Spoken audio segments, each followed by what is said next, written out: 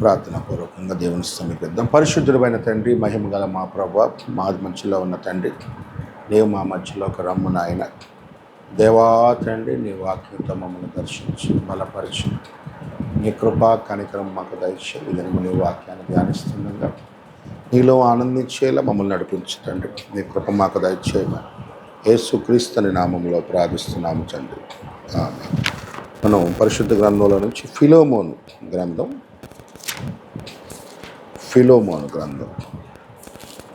Hebrew పత్రికకు ముందు ఉంటుంది. ఫిలోమోను రాసిన పత్రిక. ఈ పత్రికలో నుంచి ఒక్క వాక్యాన్ని చదువుకున్నాం. ఫిలోమోనుకు రాసిన పత్రిక, అపోస్తలుడైన పౌలు ఫిలోమోనుకు రాసిన పత్రికలో నుంచి మొదటి వచనం. అందరూ తీసారా? ఫిలోమోనుకు రాసిన పత్రిక మొదటి వచనం. క్రీస్తు యేసు ఖైదీ అయిన పౌలును, సహోదరుడైన తిమోతియును, మా ప్రియుడును జత పనివాడునైన ఫిలోమోనుకును, మన సహోదరి అయిన అఫ్ఫియకును, తోటి యోధుడైన అర్కిప్పునకును, నీ ఎంట ఉన్న సంఘమునకును శుభమని చెప్పి రాయినది. మన తండ్రి అయిన దేవుని నుండి, ప్రభు అయిన యేసుక్రీస్తు నుండి కృపయు సమాధానమును మీకు కలుగునుగాక. ఆమేన్. అందరూ కూర్చోవచ్చుకున్నారా? మరి పౌలు 14 పత్రికలు రాశాడు. కొత్త నిబంధనలో ఎక్కువ రాసింది పౌలే కదా. మరి పౌలు రాసిన పత్రికల్లో హెబ్రీ పత్రికకు ముందున్న పత్రిక ఈ ఫిలోమోను పత్రిక. ఈ పత్రిక రాసే ఉద్దేశం ఏమిటంటే, పౌలు అప్పటికే జీవితంలో చివరి భాగంలోకి వచ్చేసాడు. మనకు తెలుసు, పౌలు యెరూషలేముకి వచ్చినప్పుడు 3వ యాత్ర ముగించుకొని పౌలు 3 మిషనరీ జర్నీలు చేశాడని బైబిల్ చెప్తుంది. మొదటిసారి ఆసియా మొత్తాన్ని కవర్ చేశాడు. రెండోసారి యూరప్కి వెళ్ళి కొన్ని భాగాలను కవర్ చేశాడు. మళ్ళీ 3వసారి కూడా తను వచ్చిన సంఘాలన్నింటినీ కూడా దర్శించుకుంటా మళ్ళీ గొప్ప పరిచర్య చేసినట్టుగా తిరిగి రిటర్న్ మళ్ళీ ఆయన యెరూషలేము వెళ్ళి అంతియోకయకి తన సొంత సంఘానికి వెళదామని ఆశపడ్డాడు. కానీ ఆ యెరూషలేములోనే ఆయనకి పట్టుకుంటారు, ఆయన జైల్లో వేస్తారు. ఆయనకి బంధకాలు కూడా కాచుకొని ఉన్నాయి అని పరిశుద్ధాత్మ ఆయనకి సాక్ష్యం ఇవ్వడంతో మరి యెరూషలేములో పౌల్ని అరెస్ట్ చేస్తారు. పౌల్ని తీసుకొని వెళ్తున్నప్పుడు మరి కొంతకాలం పౌల్ని మనకు తెలుసు ఒక చోట ఉంచుతారు, ఒక జైల్లో. ఫేలిక్స్ అనే రాజు, తర్వాత ఫేస్తస్ అనే రాజు అనే గవర్నర్ వస్తారు. గవర్నర్లు ఆయన కొంతకాలం ఉంచుతారు.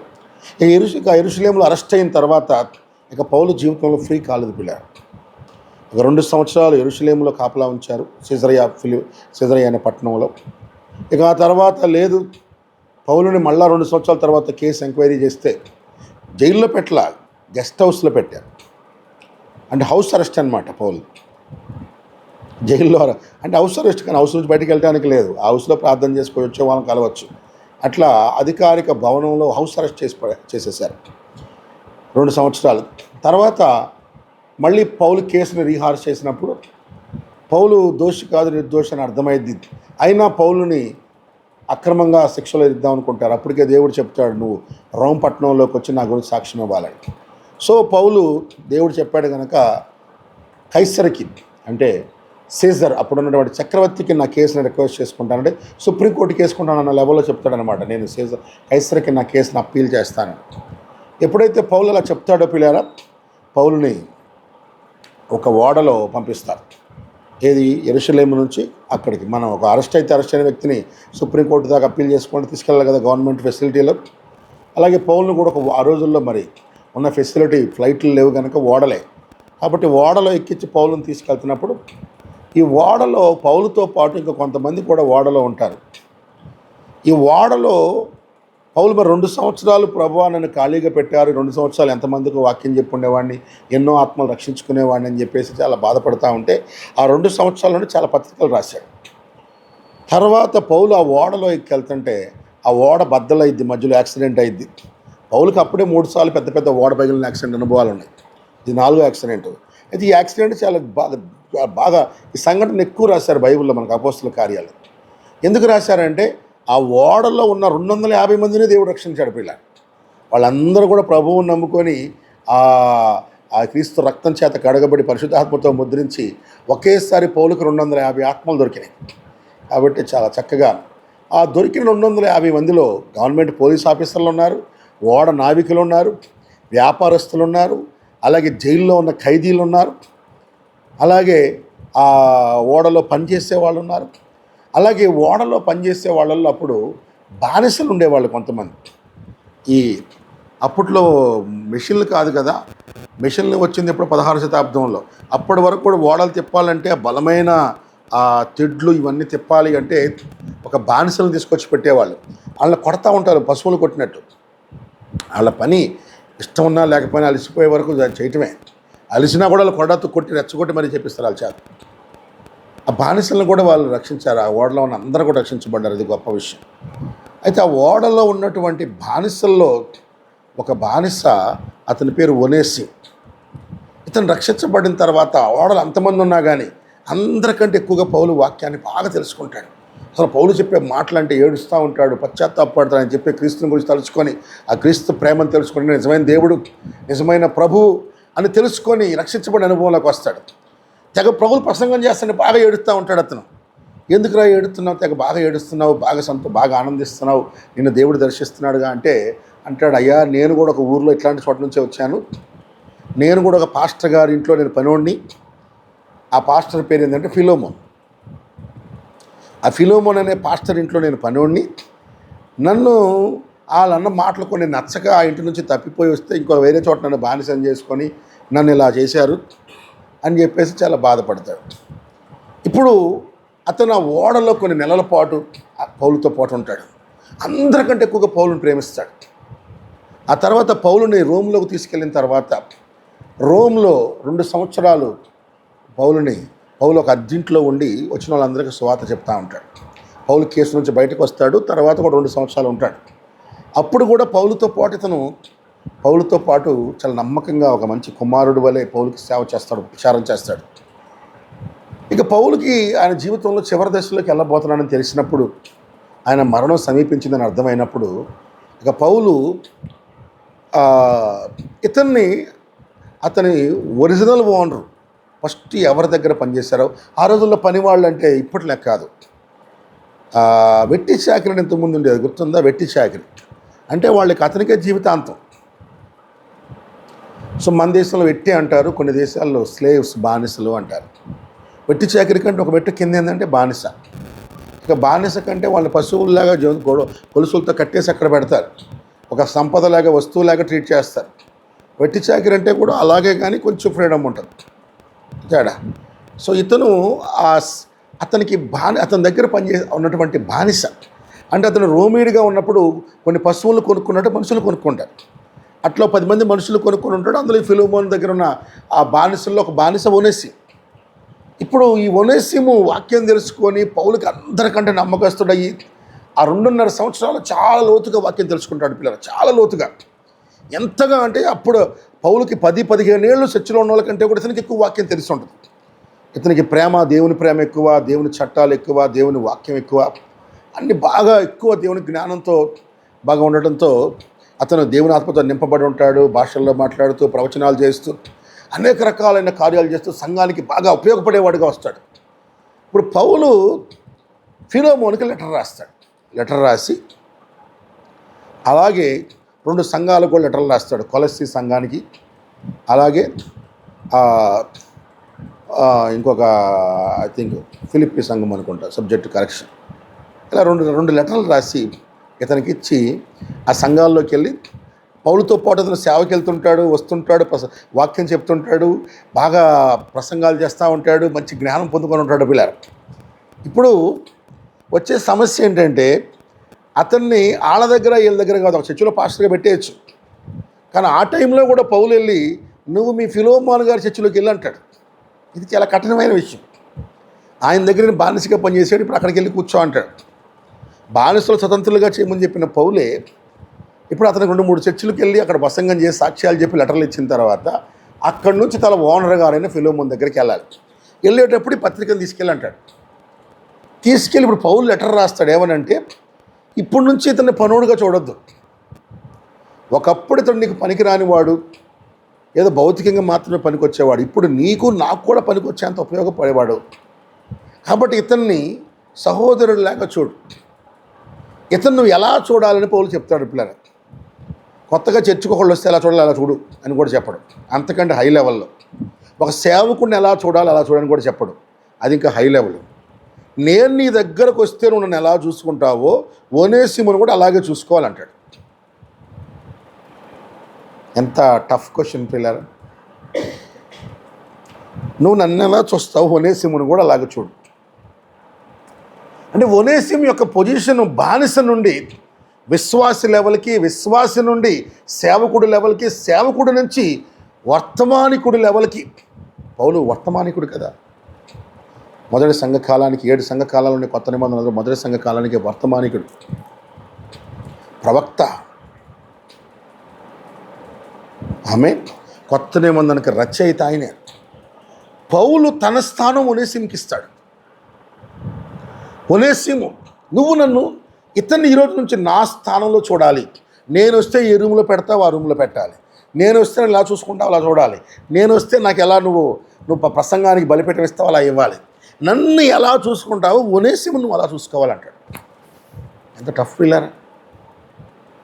అదే ఇంట్లో ఒంటి మీద బట్టలు లేకుండా చిన్న గోసిగుడ్డ ఒకటి కట్టుకొని, చేతులు కట్టుకొని అమ్మగారు అమ్మగారు అయ్యగారు అయ్యగారు అనుకున్న తిరుగుకునేవాడు ఇప్పుడు వాళ్ళ మధ్యలో చక్కగా అంగీలు వేసుకొని, గౌన్లు వేసుకొని, వందనాలు సార్ వాళ్ళతో పాటు కుర్చీలో కూర్చోవాలి. వాళ్ళతో పాటు ఆ రోజుల్లో బానిసల్ని బండి కూడా ఎక్కనివ్వరు పిల్లారు. వాళ్ళు వెళుతుంటే బానిసకు ఒక తాడు కట్టేసి గొలుసులతో కట్టేస్తారు. గుర్రం స్పీడ్గా వెళ్తుంటే వాడు గుర్రం వెనకాల పరిగెత్తుకుంటూ రావాలి బానిస.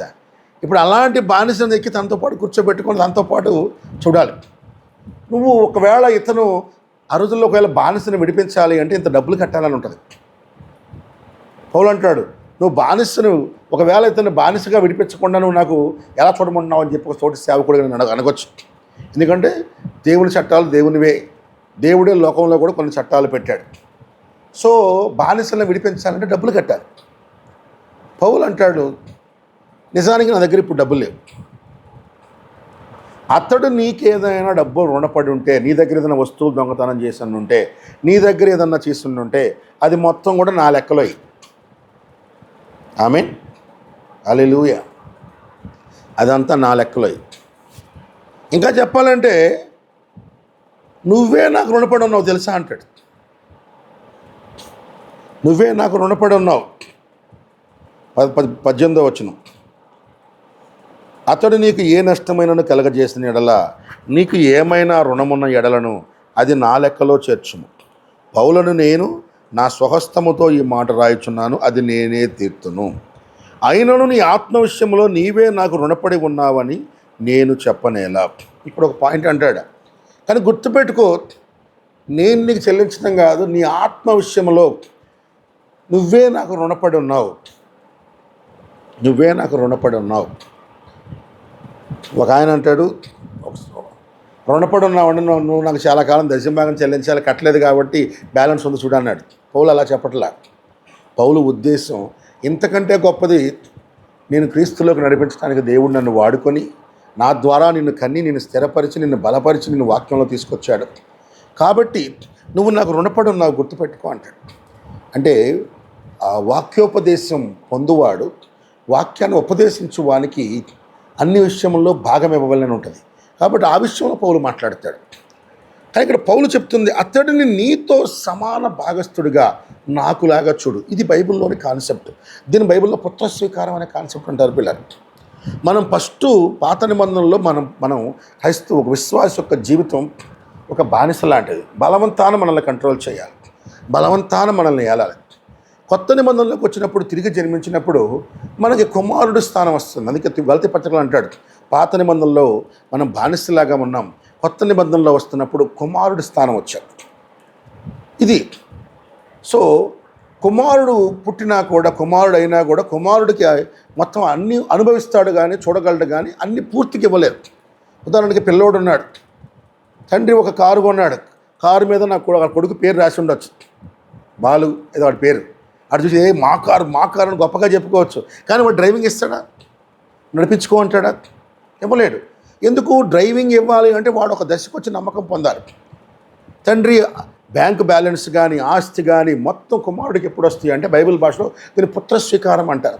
ఆ కుమారుడు యోగ్యుడిగా నమ్మకస్తుడిగా రుజువుపరచబడితే అన్ని పనుల్లో నమ్మకస్తుడిగా ఉంటుంటే తండ్రి యొక్క పనిలో, తండ్రి యొక్క ఉద్దేశంలో, తండ్రి యొక్క వ్యాపారాల్లో ఏదైతే ఉన్నాయో వాటిలో తను నమ్మకస్తుడిగా కనుక ప్రూవ్ అయితే, మన దేశంలో ఏంటంటే పుట్టిన ప్రతి కొడుకు వారసుడే. కానీ ఈ దేవుని చట్టం అట్లా కాదు, ఇజ్రాయెల్ చట్టం. అది ఎట్లా అంటే ఆ కుమారుడు నమ్మకస్తుడు అయితే ఒకానొక రోజు కుమారుడి స్నేహితుల్ని, తండ్రి స్నేహితుల్ని పిలిచి వాళ్ళందరి ముందు అతనికి పుత్ర స్వీకారం చేస్తారు. ఆ రోజు తండ్రి యొక్క ఉంగరాన్ని తీసి కుమారుడికి ఇస్తాడు. ముద్రా ఉంగరం అంటారు. అంటే అది సీల్ అనమాట, స్టాంప్ అనమాట, అది ముద్రా ఉంగరం. సో దీన్ని పుత్ర స్వీకారం అంటారు. ఆ రోజు నుంచి తండ్రికి ఎంత అధికారం ఉంటుందో పొలం మీద, ఇంటి మీద, వస్తువుల మీద కుమారుడు కూడా అధికారం ఉంటుంది. ఇది మనకు దేవుడు చివరిగా చేయాల్సిన కార్యం ఇదే పిల్లరా. మనము దేవుడి పనిలో నమ్మకంగా ఉంటే, దేవుడి వాక్య విషయంలో నమ్మకంగా ఉంటే, దేవుడి చిత్తం విషయంలో నమ్మకంగా ఉంటే, అన్ని విషయాలు మనం నమ్మకస్తులుగా వెళ్తే చివరికి మనకు దేవుడు పుత్ర స్వీకారం జరిగిస్తాడు. యేసు ప్రభుకు రూపాంతర కొండ మీద జరిగింది అదే. ఈయన నా ప్రియకుమారుడు, ఈయన మాట వినుడై. అంటే సర్వ సృష్టి మీద ఆయనకు అధికారం ఇస్తున్నాడు అక్కడ. సేమ్ మనకు చివరిలో కూడా సంఘానికి సమస్తం మీద అధికారం ఇచ్చే కార్యక్రమాన్ని పుత్ర స్వీకారం అంటారు. దీని రోమపత్రిక 8వ అధ్యాయంలో సృష్టి యావత్తు దేవుని కుమారుల ప్రత్యక్షత కొరకు కనిపెడుతుందని చెప్పి రాస్తాడు. సో ఇది మనకు పుత్ర స్వీకారం కాలం. అంటే పాత నిబంధన బానిస కాలము, కొత్త నిబంధన ప్రారంభం కుమారుడు కాలము, కొత్త నిబంధన ముగింపు పుత్ర స్వీకార కాలం. అందుకే మనం పుత్ర స్వీకారం కొరకు, దత్తపుత్రత్వం కొరకు ఎదురు చూస్తాడు అని అంటాడు తెలుగు భాషలో, తెలుగు బైబిల్లో. దత్తపుత్రత్వం కాదు, పుత్ర స్వీకారం, అది ఇంగ్లీష్లో వాడు. అంటే కుమారుడు అనే స్థానంలోకి మనం రావటం. ఇక్కడ దాన్ని పౌలు శాంపిల్గా ఒనేసీము జీవితంలో చూపిస్తున్నాడు. ఒనేసీము పుట్టినప్పుడు బానిస, సేవకుడి దగ్గరే బానిస, బలవంతాన చర్చిలో కూర్చునేవాడు. బలవంతాన ఎందుకు? బానిసకి మారు మాట చెప్పడానికి లేదు.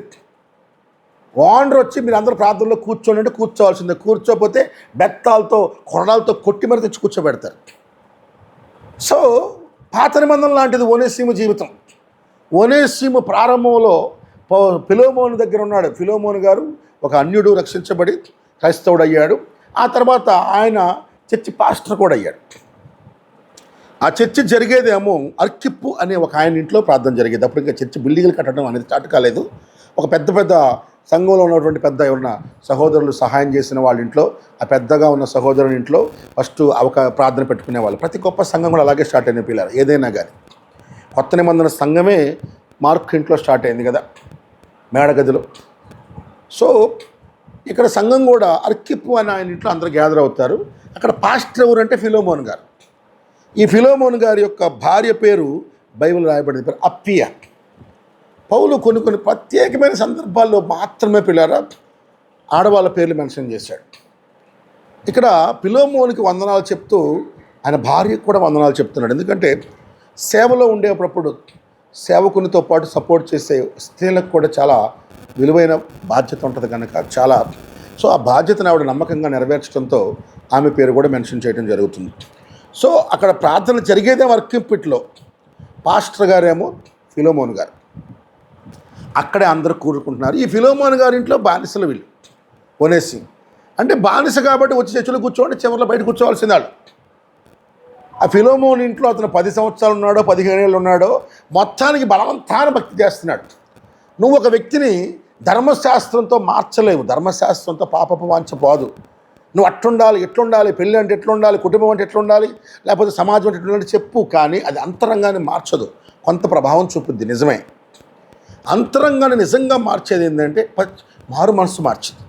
పరిశుద్ధాత్మ వచ్చి మనసును మార్చాలి. ఆమేన్. సో పాత నిబంధన ఏంటంటే, నేను ఇది తప్పు చేస్తే, ఉదాహరణకి పిల్లలు బండి మీద ట్రిపుల్ డ్రైవింగ్ వెళ్తున్నారు. ట్రిపుల్ డ్రైవింగ్ చేయొద్దు అని చెప్పాడు. ఎందుకంటే నీ మేలు కోసమే, ఈ రోడ్డు బాగాలేదు, కతుకులు ఎక్కువ ఉన్నాయి, ప్రమాదాలు జరుగుతాయి, చేయొద్దని. అందరూ ట్రిపుల్ డ్రైవింగ్ వెళ్తున్నారు. అప్పుడేం చేశాడు, ఒక పోలీసు వాడిని పెట్టాడు అక్కడ. వాళ్ళు ప్రమాదం అని చెప్పి మానేసి ట్రిపుల్ డ్రైవింగ్ మాంటలా, అది రిస్క్ అని చెప్పేసి మానరు, పోలీసు వాడు పట్టుకుంటాడని చెప్పేసి మానేస్తారు. ధర్మశాస్త్రం ఇచ్చే భక్తి లాంటిది. నువ్వు ఎలా ఉండదు, ఇలా ఉండదు, ఇలా ఉంటే దేవుడు కొడతాడు, ఇలా ఉంటే దేవుడు కొడతాడంటే భయపడి. కానీ అది అంతరంగంలో నుంచి రాదు. ఎప్పుడైతే వాడికి అరే ఎంతోమంది పడుతున్నారే, మన ముగ్గురు వెళ్తే ప్రమాదము, కొంచెం కష్టమైనా కానీ ఇదిగో ఇంకో బండెక్కు అని ఏదో అత్యంత అవసరమైతే తప్ప రెగ్యులర్ పరిస్థితుల్లో నిజంగా మనసు మారినోడైతే అతను బలవంతానం కాదు, ఇష్టంతోనే పనిచేస్తాడు. ఆమేన్.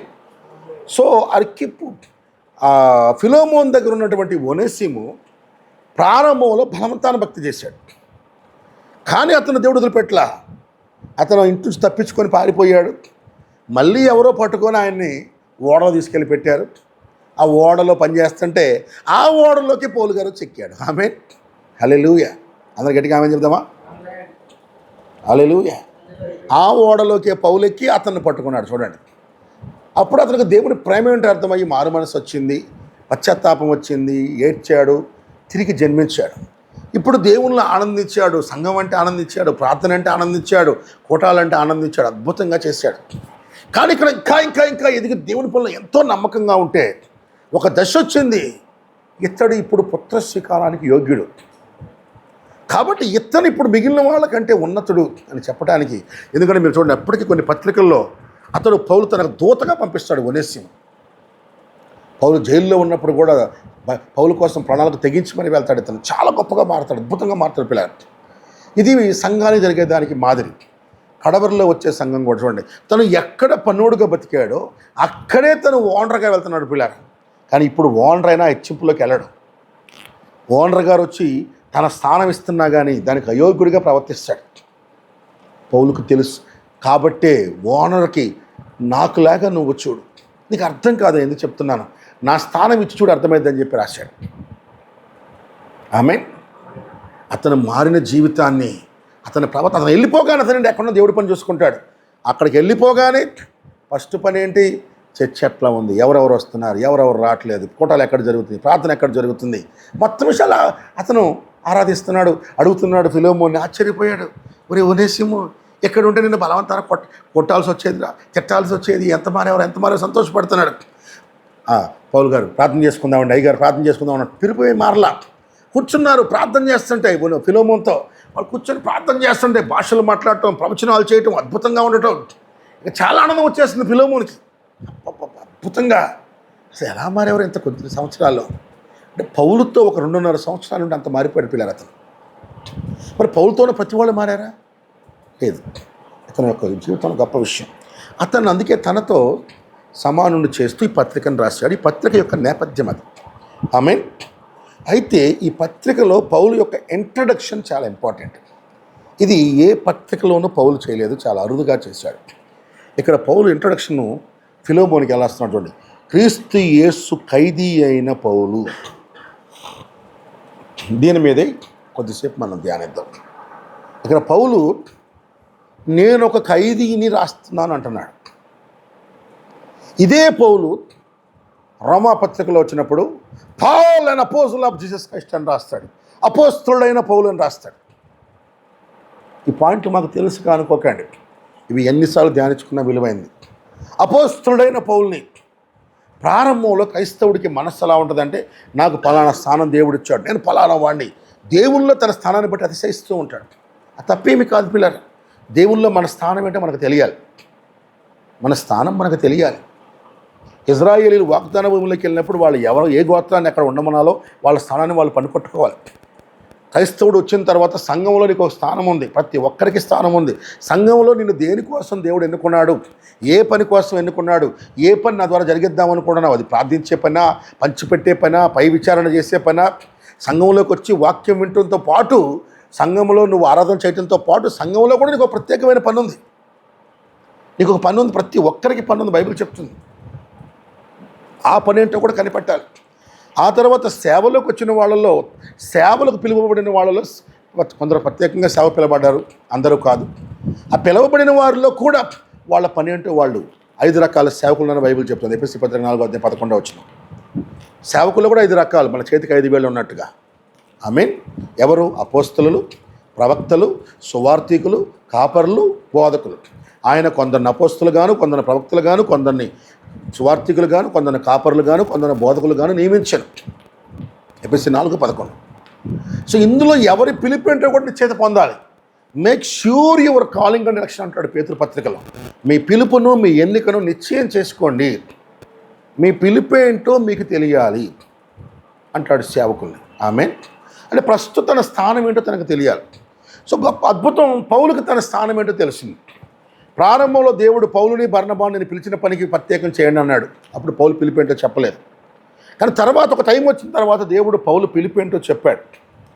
పౌలు పిలుపు దేనికోసం ఎన్నుకున్నాడో, ఏ పని కోసం పిలిచాడో చెప్పాడు. పౌలు తన పిలుపుని తను రుజువు పట్టాడు, నిశ్చయిత కలిగి ఉన్నాడు. అందుకని నన్ను పిలిచింది అపోస్తుల యొక్క పనిలోకి అని చెప్తూ ప్రారంభంలో రోమాపత్రికలో పౌలు అపోస్తులుడుగా ఉండుటకు పిలువబడిన వాడైన పౌలు, అపోస్తుడైన పౌలు అని రాస్తాడు. ఇంకో చోట మనుషుల వల్ల కాదు, ఏ మనిషి వల్ల కాదు, దేవుడి చిత్తం వల్ల అపోస్తుడైన పౌలు అంటాడు గలతీ పత్రికలో. నన్ను దేవుడు ఎన్నుకున్నాడు, నన్ను దేవుడు పిలిచాడు, దేవుడు ఎన్నుకున్నాడు. ఎవరో మా అమ్మ నాన్న కాదు, లేకపోతే మా సంఘం కాదు, మా గ్రూపు కాదు, తల్లి గర్భంలో నుంచి నన్ను వేరు చేసిన దేవుడు నన్ను సేవలో ఫలానా పని కోసం పిలుచుకున్నాడు అని చెప్పి చాలా స్పష్టంగా రాస్తాడు. ఆమేన్. ఇలా రాసిన పౌలు అపోస్తులుగా ఉండటకు పిలువబడిన వాడైన పౌలు అని రాస్తాడు. కానీ పౌలు ఆత్మీయంగా కొంత లోతుగా ఎదిగిన తర్వాత క్రీస్తు యేసు సేవకుడైన పౌలు అని రాస్తాడు. అపోస్తులు అంటాం ఆపేసుకొని సేవకుడిని అని చెప్పి చెప్పడం మొదలుపెట్టాడు. రెండవది సేవకుడైన పౌలు అని చివరకు వచ్చేసరికి పౌలు సేవకుడిని కూడా అండవు, క్రీస్తు యేసు ప్రేమకు ఖైదీనైన పౌలుని, బానిసైన పౌలు అంటాడు.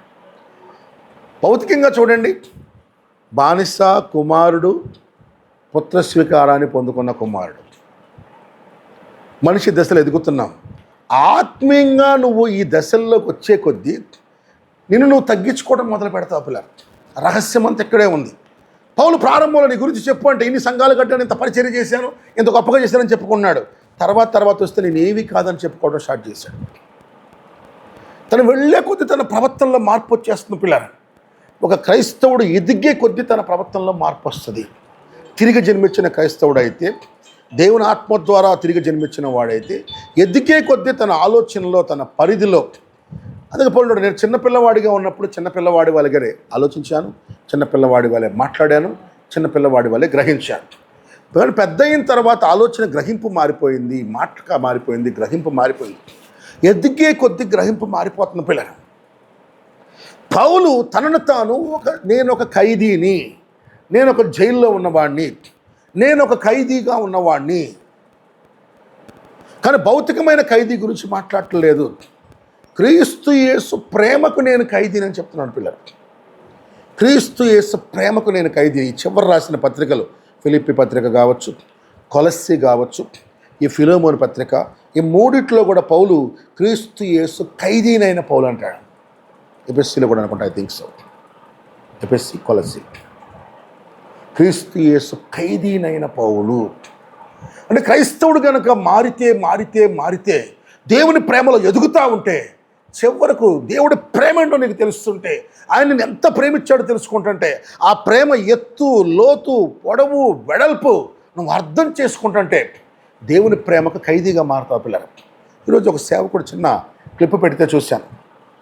ఒక వ్యక్తి నిజంగా తనకు దేవుడు ఇచ్చిన స్థానం ఏంటో తెలిసినప్పుడు ఏం జరుగుద్ది అని చెప్పి క్వశ్చన్ వేశాడు. తనను దేవుడు ఎన్నుకున్న స్థానం ఏంటో తెలిస్తే ఏం జరుగుద్ది? మామూలుగా ప్రవక్త, ఐ థింక్ ఇటలీ దేశంలోనూ ఎక్కడో, బ్రహ్నం గారు ఆయన ఒకరోజు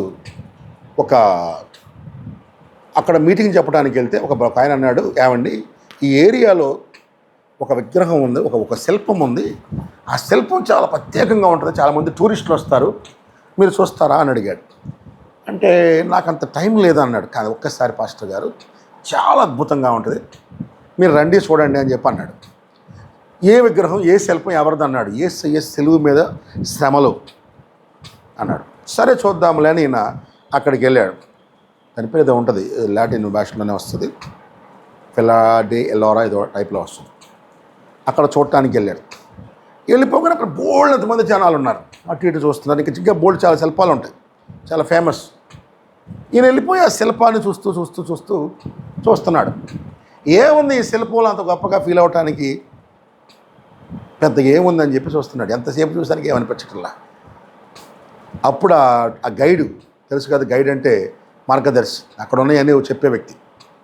ఆ టూరిస్ట్ గైడ్ వచ్చి అతను అంటాడు, సార్ మీరు ఏమనుకుంటున్నారో నాకు తెలుసు, ఈ శిల్పంలో అంత గొప్పగా చూడటానికి ఏముంది అనుకుంటున్నావు కదా, మీరు అదే కదా అనుకుంటున్నారు అన్నాడు. అవును కరెక్ట్, అదే అనుకుంటున్నాను అన్నాడు. ఈ శిల్పాన్ని ఇలా అక్కడ ఇక్కడ నుంచొని చూస్తే కాదు, ఈ శిల్పాన్ని చూడటానికి ఒక స్థానం ఉంది, ఆ స్థానంలోకి వెళ్ళి చూస్తేనే శిల్పంలోని గొప్పతనం మీకు అర్థమైద్ది అన్నాడు. ఎక్కడ అన్నాడు, తీసుకెళ్తే ఒక ప్లేస్లో అక్కడ ఉంది, ఇక్కడ ఆ శిల్పి అన్నాడు, ఇక్కడ మీరు మోకరించి చూడండి క్రీస్తు ఎలా కనిపిస్తాడు అన్నాడు. అక్కడికి వెళ్ళి ఆ ప్లేస్లో మోకరించి ఇలా చూశాడు పిల్లారా. ఒక్కసారిగా ఆయన కళ్ళెమ్మ నీళ్ళు కారటం స్టార్ట్ అయ్యింది. ఆపలేకపోతున్నాడు. 10 నిమిషాలు చూస్తాను అనుకున్న ఆయన 2 గంటలైన అక్కడి నుంచి లేవట్లా, ఏడుస్తూనే ఉన్నాడు. అప్పుడు ఆ గైడ్ చెప్పాడు, ఈ శిల్పాన్ని చెక్కేటప్పుడు అతను ఇక్కడి నుంచి మోకరించి అలా చూసి వెళ్ళి చెక్కి మళ్ళీ వచ్చి ఇక్కడ మోకరించి ఎలా చూసేవాడు. అంటే ఇక్కడి నుంచి చూస్తేనే, ఈ స్థానం నుంచి చూస్తేనే ఆయన సిలువ శ్రమల్లోని వేదన బాధ కనపడేలా చెక్కాడు అతను అన్నాడు. అంటే అన్ని ప్లేసులు ఉన్న ఆ శిల్పాన్ని చూడటానికి ఆ స్థానం నిర్ణయించబడింది పిల్లలు. ఆ స్థానంలోకి వెళ్తేనే దాని యొక్క గొప్పతనం కనపడుతుంది. అలాగే దేవుడు తన శరీరంలో కూడా ఒక స్థానాన్ని పెట్టాడు. ఆ స్థానం ఎప్పుడైతే అర్థమైందో, ఎనలేని ప్రేమ, ఎనలేని పశ్చాత్తాపం, దేవా నన్ను ఇంత ప్రేమించావా, నన్ను ఇంతగా నువ్వు ఇష్టపడుతున్నావా తండ్రి అని దేవునిలో నువ్వు ఆనందిస్తావు, సంతోషిస్తావు, దేవుని ప్రేమను తలుచుకొని తల్లడిల్లిపోతావు పిల్ల. నీ స్థానం ఏంటో నీకు తెలిసినప్పుడు. రాహాబు ఉంది. రాహాబు ఆ ఊర్లో వేసగా బజారు స్త్రీగా ఎవరు పడితే అలా వచ్చి ఎలా పడితే అలా మాట్లాడేవాళ్ళు, ఎలా పడితే అలా ప్రవర్తించేవాళ్ళు. అలాంటి ఆమెను దేవుడు మార్చి ఎన్నుకొని తీసుకొచ్చి క్రైస్తవులుగా గుంపులోకి, విశ్వాసంలోకి తీసుకొచ్చాడు. విశ్వాసుల్లోకే కాదు కానీ తనను వివాహం చేసుకున్న సల్మాను నయస్సోను కుమారుడు, యూదా గోత్రానికి హెడ్, ఒక యువరాజు లాంటివాడు, అంత గొప్ప సేవకుడు, అంత గొప్ప వ్యక్తి తనను పెళ్లి చేసుకున్నప్పుడు ఫస్ట్ ఆమెకు అర్థం కాల. ఆయన ఎవరో, ఆయన ఎంత గొప్పవాడో అర్థమయ్యి ఆయనతో పాటు ఆమె వెళుతున్నప్పుడు తన స్థానాన్ని తలుచుకొని తలడిల్లిపోయింది. దేవుడు నిన్ను ఎంత గొప్ప స్థానానికి ఎన్నుకున్నాడు, ఎంత గొప్ప వాక్యం నీకు ఇచ్చాడు, ఎంతగా నీ కోసం దేవుడు ప్రాణం పెట్టి ఎందరినో దాటుకొని నీ దగ్గరకు వచ్చాడు. రాజకీయ నాయకులను దాటుకొని, వ్యాపారస్తులను దాటుకొని, ఈ ప్రాంతంలో ఎంతమంది ఉన్నారు, పెద్ద పెద్ద వ్యాపారస్తులు ఉన్నారు, కోట్ల రూపాయల వారసులు ఉన్నారు, సుప్రీంకోర్టు జడ్జి ఉన్నారు, ఇక్కడ పెద్ద పెద్ద విజ్ఞానం లాంటి సంస్థల అధికారులు ఉన్నారు, ఇక్కడ పెద్ద పెద్ద కాటన్ మిల్ ఇండస్ట్రీస్ ఉన్నారు. వాళ్ళందరినీ దాటుకొని ఎందరో చదువుకున్న వాళ్ళు, ఎందరో పెద్ద పెద్ద మంచి మంచి బిజినెస్గా లేకపోతే వృత్తి రీతిలో సెటిల్ అయిన వాళ్ళు ఎంతోమంది ఉన్నారు. వీళ్ళందరినీ దాటుకొని దేవుడి దగ్గరకు వచ్చాడు. అది తలుచుకుంటున్నప్పుడు నీ ప్రేమతో, తండ్రిని ఇంత ప్రేమించావా, ధైర్యంగా చెప్పుకుంటావు. అప్పుడు నువ్వెవరమంటే నేను క్రైస్తవుణ్ణి, నేను దేవుని బిడ్డను సిగ్గుపడకుండా చెప్పుకుంటావు. పౌలు చెప్పేది ఎలాంటిది, నువ్వెవరివి అంటే అపోస్తలుణ్ణి, గర్వంతో చెప్పటల్లా, విర్రవీగా చెప్పటల్లా, ఎందరినో దాటుకొని, ఎందరినో మంచోళ్ళని దాటుకొని, నీతిమంతులను దాటుకొని, పరిశుద్ధులను దాటుకొని, హింసకుణ్ణి, దోషకుణ్ణి, ఆయనంటే నాకు పడదు అని చర్చ అంటే పారిపోయేవాడిని, ఆయన పేరు చెప్తే అసహించుకునేవాడిని, అలాంటి వాడిని నన్ను మార్చుకొని ఎంతమందికో ఇవ్వని వాక్యాన్ని నాకు ఇచ్చి వాళ్ళందరికంటే గొప్పగా వరాలతో నన్ను నింపి తన సేవ కోసం పిలుచుకున్నాడు. కాబట్టి క్రీస్తు యేసు అపోస్తలుడైన పౌలు గర్వంగా చెప్పుకున్నాడు. ఆయన అంటే మానవ గర్వం కాదు, దేవుని ప్రేమను తలుచుకొని. ఉదాహరణకి ఆ విగ్రహాన్ని చూసి వెళ్ళిపోయిన తర్వాత అతని ఇంటికి వెళ్ళిపోయాడు అనుకో, ఆ విగ్రహాన్ని చూసావా అంటే అందరూ ఫీల్ అయ్యి చూశానని చెప్పొచ్చు. అతను మాత్రం చాలా ధైర్యంగా చెప్తాడు, ఆ విగ్రహాన్ని నేను చూశాను, కొన్ని గంటల సేపు అక్కడ ఉన్నాను, సంతోషంతో చెప్తాడు. ఎందుకు? తనకి అందులో ఉన్న గొప్పతనం ఏంటో తెలుసు కనుక. అవునా? పౌలు దేవుడు తను పిలిచిన పిలుపు ఎంత గొప్పదో, ఆయన క్షమించిన క్షమాపణ ఎంత గొప్పదో, ఎంతమందిని దాటుకుని దేవుడు ఆయన దగ్గరకు వచ్చాడో, ఎన్ని కుటుంబాలను, ఎంతమంది పరిసయ్యులు, సద్దుకాయలు, ఎందరు యూదులు, ఎంతమందిని దాటుకొని దేవుడు తన దగ్గరకు వచ్చాడో తలుచుకొని, ఎంత గొప్ప సేవ తనకిచ్చాడో తలుచుకొని, క్రీస్తు యేసు అపోస్తలుడైన పౌలు అప్పుడు అంటాడు, నాకు ఇచ్చిన పనిలో నేను నిష్ఫలుడు కాకుండా, సోమరిని కాకుండా, నేను మళ్ళీ తప్పిపోకుండా అందరికంటే ఎక్కువ కష్టపడుతున్నాను. పని గొప్పగా ఎంచితే అని దానికోసం గొప్పగా కష్టపడతారు. పెద్ద ఇల్లు నీకు వచ్చింది, అసలు ఆ ఇంటి కాంట్రాక్ట్ దొరకటమే చాలా కష్టం అనుకో. అలాంటి పని నీకు వచ్చి అంత ధైర్యంగా చెప్పుకుంటాం, ఆ ఇంటికి నేనే చేస్తున్నాను. ఆ పని కూడా ఎంత జాగ్రత్తగా చేస్తారు. ఇంత పెద్ద పని దేవుడు నాకు ఇచ్చాడని పౌలు ఎరిగొన్నాడు కనుక ఎంతో జాగ్రత్తతో, ఎంతో సంతోషంతో, అందరికంటే ఎక్కువ బాధ్యతతో చేశాడు. అందుకనే పౌలు, క్రీస్తు యేసు అపోస్తలుడైన పౌలు, సంఘం కోసం నాలో బాధ ఉంది, అందరికంటే ఎక్కువ కష్టపడుతున్నా, ప్రయాసపడుతున్నా. కొరింథీ పత్రికలో రాస్తాడు, 3 సార్లు కొరడా దెబ్బలు తిన్నాను, 5 సార్లు బెత్తాలతో తిన్నాను, 3 సార్లు యాక్సిడెంట్లు తిన్నాను, అనేక సార్లు శ్రమలను అనుభవించాను. కంప్లైంట్గా చెప్పట్లా, గొప్పగా ఆయన చెప్పాడు ఆయన. ఆమేన్. ప్రారంభంలో క్రీస్తు యేసు అపోస్తలుడైన పౌలు అని రాశాడు.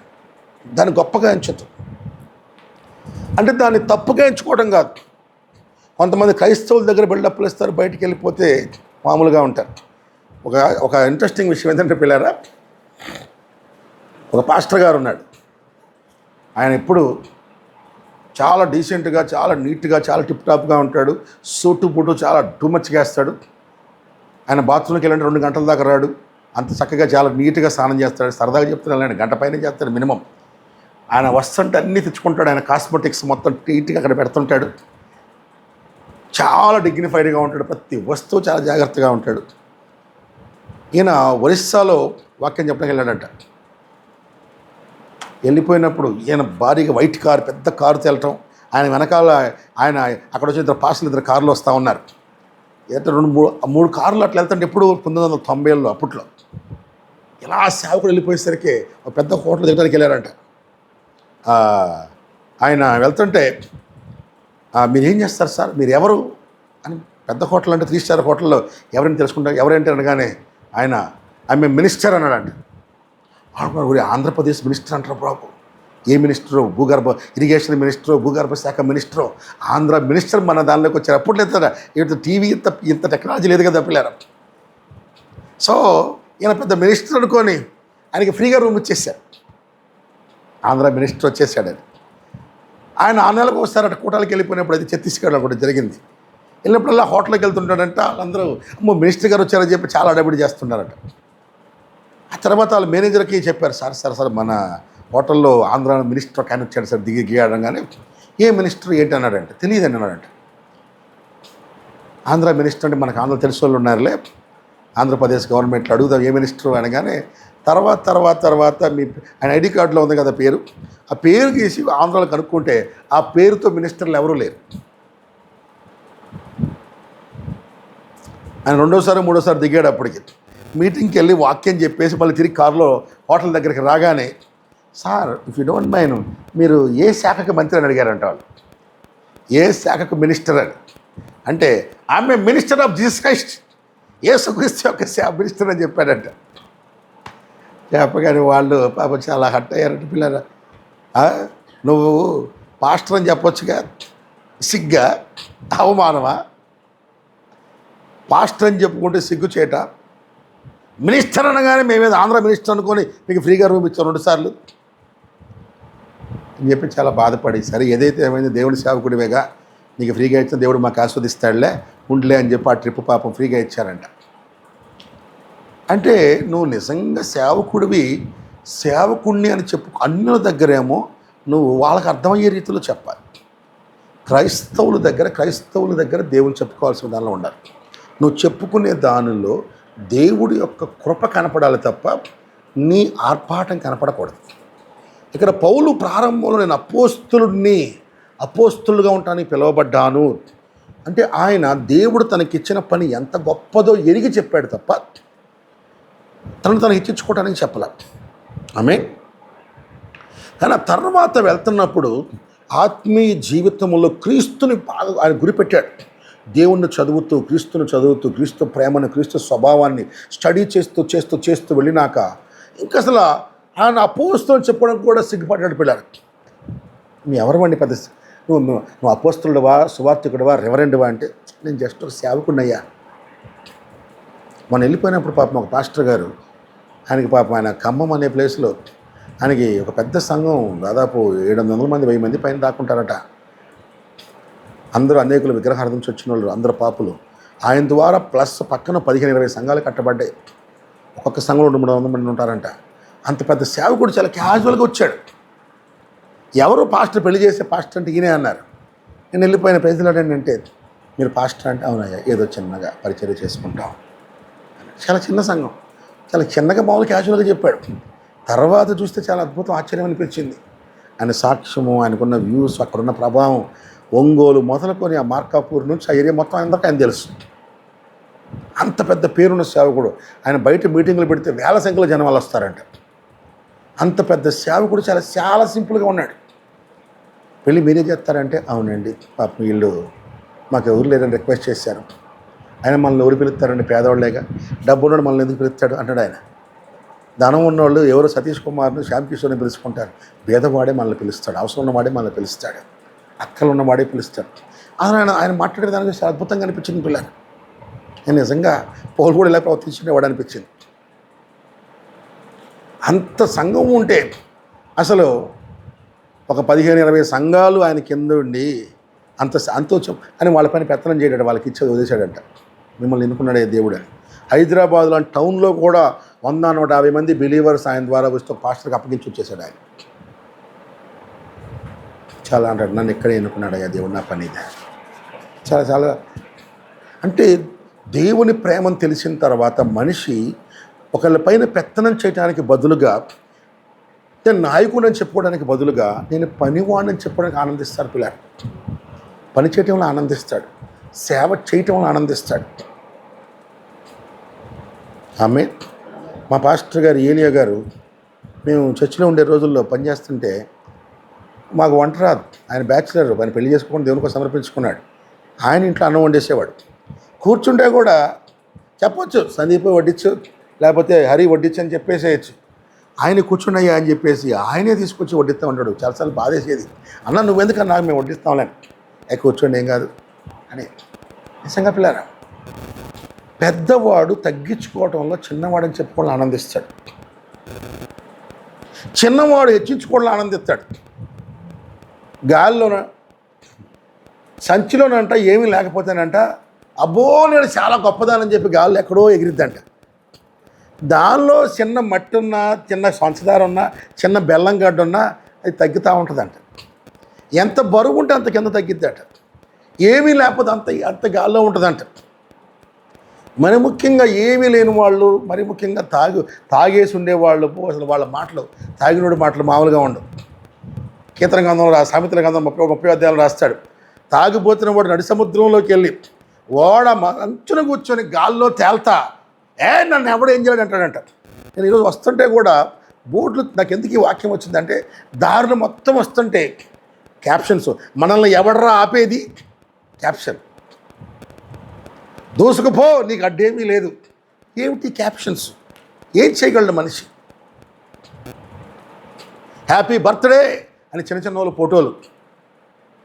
నేను చదువుకునే రోజుల్లో స్కూల్లో పుట్టినరోజులు చేస్తూ ఉండేవాళ్ళు, సార్లకు కూడా పుట్టినరోజు పిల్లలు చేస్తూ ఉండేవాళ్ళు.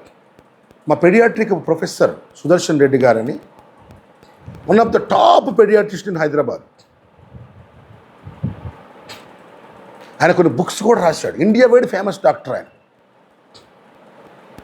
ఆ సార్ దగ్గరికి ఒకరోజు, సార్ మీరు 40 ఏళ్ళుగా వైద్య విద్యలో చాలా గొప్ప అనుభవాలు సాధించారు, మీకు సన్మానం చేద్దాం అనుకున్నామని Hyderabad medical association, doctors association వాళ్ళు ఆయన దగ్గరికి వెళ్ళారు, మీకు సన్మానం చేస్తామని వెళ్తే ఆయన అన్నాడు, ఎందుకయ్యా సన్మానం, మనం సాధించలేని ఎన్ని రకాల కేసులు ఉన్నాయి, ఎంతమంది పిల్లలు రకరకాల విపరీత అవయవాల్లో పడుతున్నారు, ఇప్పటికీ జాండీస్ 31% ఉంది, ఇప్పటికీ ఇదిగో పలానా డెత్ రేట్ ఎంత ఉంది, పలానా స్టిల్ బర్త్ ఎంత ఉంది, ఇన్ని రకాల కేసులతో ఇంకా మన రాష్ట్రం వైద్యంలో ప్రపంచంలోనే, ఇదిగో మన దేశం ప్రపంచంలో 80వ స్థానం ఉంది, పలానా క్వాలిటీలు ఎక్కడ ఉంది, ఎందుకు మనం అతిశయించాలి, ఏమి సాధించామని మనం పుట్టినరోజు చేసుకోవాలి, ఫంక్షన్ చేసుకోవాలి, ఏమి సాధించామని సన్మానం చేసుకోవాలన్నాడు. ఒక అన్యుడే చూడండి, ఏ భారం లేనోడు నేను ఇది సాధించాను అంటాడు. ఆయనకి భారం ఉంది, నా రాష్ట్రం డెవలప్ అవ్వాలి, నా ప్రజల ఆరోగ్య ప్రమాణాలు పెరగాలి అని ఒక వేదన ఉంది. వేదన ఉన్న వాడికి ఫంక్షన్లు, సెలబ్రేషన్స్ వాడికి ఆనందాన్ని ఇవ్వవు. ఈరోజు కూడా సేవకుడు 40 years of great service to God, పోస్టర్లు, బ్యానర్లు, మెమోలు, సుమోటోలు సేవకులకి. ఏం సాధించాము? సంఘాలు శక్తిహీనంగా ఉన్నాం, పాపం దాడి చేస్తుంది. ఇంకా దేవుణ్ణి సువార్తను తీసుకెళ్ళటంలో మనం విఫలంగానే ఉన్నాం, సత్యాన్ని తీసుకెళ్ళటంలో విఫలంగానే ఉన్నాం. మూడో ఈడ్పుకి గల కడవరి వర్షానికి మనం ఎంతో దూరంలో ఉన్నాం. మన ప్రార్థనలు ఇంకా బలహీనంగానే ఉన్నాయి. చూడండి పిల్లారా, ఒక అమెరికా, ఒక యూరప్, ఒక ఇంగ్లాండ్ దేశాలను కదిలించిన సేవకుడు కూడా మేము ఎంత సేవ చేసామని ఎప్పుడు చెప్పుకోవాలి. ఒక దేశాన్ని మార్చిన సేవకులు కూడా, కనీసం మన ఒక మండలాన్ని కూడా మార్చిన సేవకుడు, ఒక ఊరు మొత్తాన్ని అందరినీ మార్చిన ఒక్క సేవకుడు ఉన్నాడా ఈ రాష్ట్రంలో? ఒక ఉప్పాడ తప్ప. ఒక ఊరిలో ఉన్న మొత్తం అందరినీ, ఒక 2000 మందిని ఊరిలో ఉన్న మొత్తాన్ని మార్చిన ఒక్క సేవకుడు కనపడతాడా మనకి? ఒక ఊరిలో ఉన్న మొత్తాన్ని ఎక్కడైనా కనపడతారా? మహా ఉంటే ఊరిలో ఉన్న ఎస్సీలలో, బీసీలు, ఓసీలు కొందరు మార్చిలో కనపడతారా? ఊరు మొత్తాన్ని చార్లెస్ ఫిన్నీ కాలంలో, లేకపోతే అప్పకప్ప సేవకుల కాలంలో బ్రెజిల్ లాంటి దేశంలోకి సేవకులు వెళ్ళి కొన్ని ఊర్లు, జిల్లాల శక్తితో మార్చిన సేవకులు ఉన్నారు. అలాంటి వాళ్ళు కూడా ఎప్పుడు సన్మానాలు చేయించుకోవాలి, సత్కారాలు చేయించుకోవాలి. ఈరోజు చిన్నగా ఏదో ఒక ఆ లెక్కలో పోయి ఒక 1000 మందిలో 1500 మందిలో మార్చి 40 years గ్రేట్ సర్వీస్ ఆల్మోస్ట్. ఎందుకంటే పిల్లరా, పౌలు పరిచర్య, పౌలు ఎప్పుడైతే ఇంకా గొప్పవాడిగా అవుతున్నాడో, తనకు దేవుని ప్రేమకు దగ్గర అవుతున్నాడో, క్రీస్తుకు దగ్గర అవుతున్నాడో, ఇంకా దినత్వం వస్తుంది, ఇంకా ఆత్మల భారం పెరిగింది. తను చెప్పుకునే దానిలో కూడా కనీసం నేను సేవకుడిని, నేను దేవుని సువార్థికుని, అపోస్తలుని చెప్పుకోవట్లేదు, నేను క్రీస్తు యేసు దాసుని చెప్పేశాడు. నేను పనుడిని అంతే, ఆయన దగ్గర ఏం లేదు అని. ఇంకా చివరికి వెళ్ళేసరికి పిల్లారా, అసలు నేను క్రీస్తు యేసుకి ఖైదీని అని చెప్పేశాడు. ఆయన ప్రేమకు ఖైదీని. ఇది మనం పొందుకోవాల్సిన దశను పిల్లాడు. ఫస్ట్ మన స్థానం తెలిసినప్పుడు మనం ఆత్మీయంగా కొంచెం ఆనందంతో, తెలియని అతిశయంతో ఉంటాం. మా వర్తమానం గ్రేటు, మా వాక్యం గ్రేటు, మా సంఘం గ్రేటు. అది బేబీ స్టేజ్. కొంచెం ఎదిగితే నువ్వు ఇంకా నీ పనివాడని దశకు వస్తావు. ఇంకా ఎదిగావనుకో, నేను క్రీస్తు ప్రేమకు ఖైదీని అంటావు. ఇక్కడ ఖైదీగా పౌలు చెప్పుకోవటంలో ఉంది. ఖైదీ ఒక జైల్లో ఉన్నప్పుడు తన సొంత ఇష్టానుసారంగా బయటికి వెళ్ళాడు.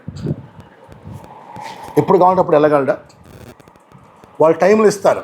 ఇదిగో ఉదయం ఈ గంట సేపు టిఫిన్కి, మధ్యాహ్నం ఈ టైం ఇక్కడికి, ఫలానా టైం ఇక్కడికి.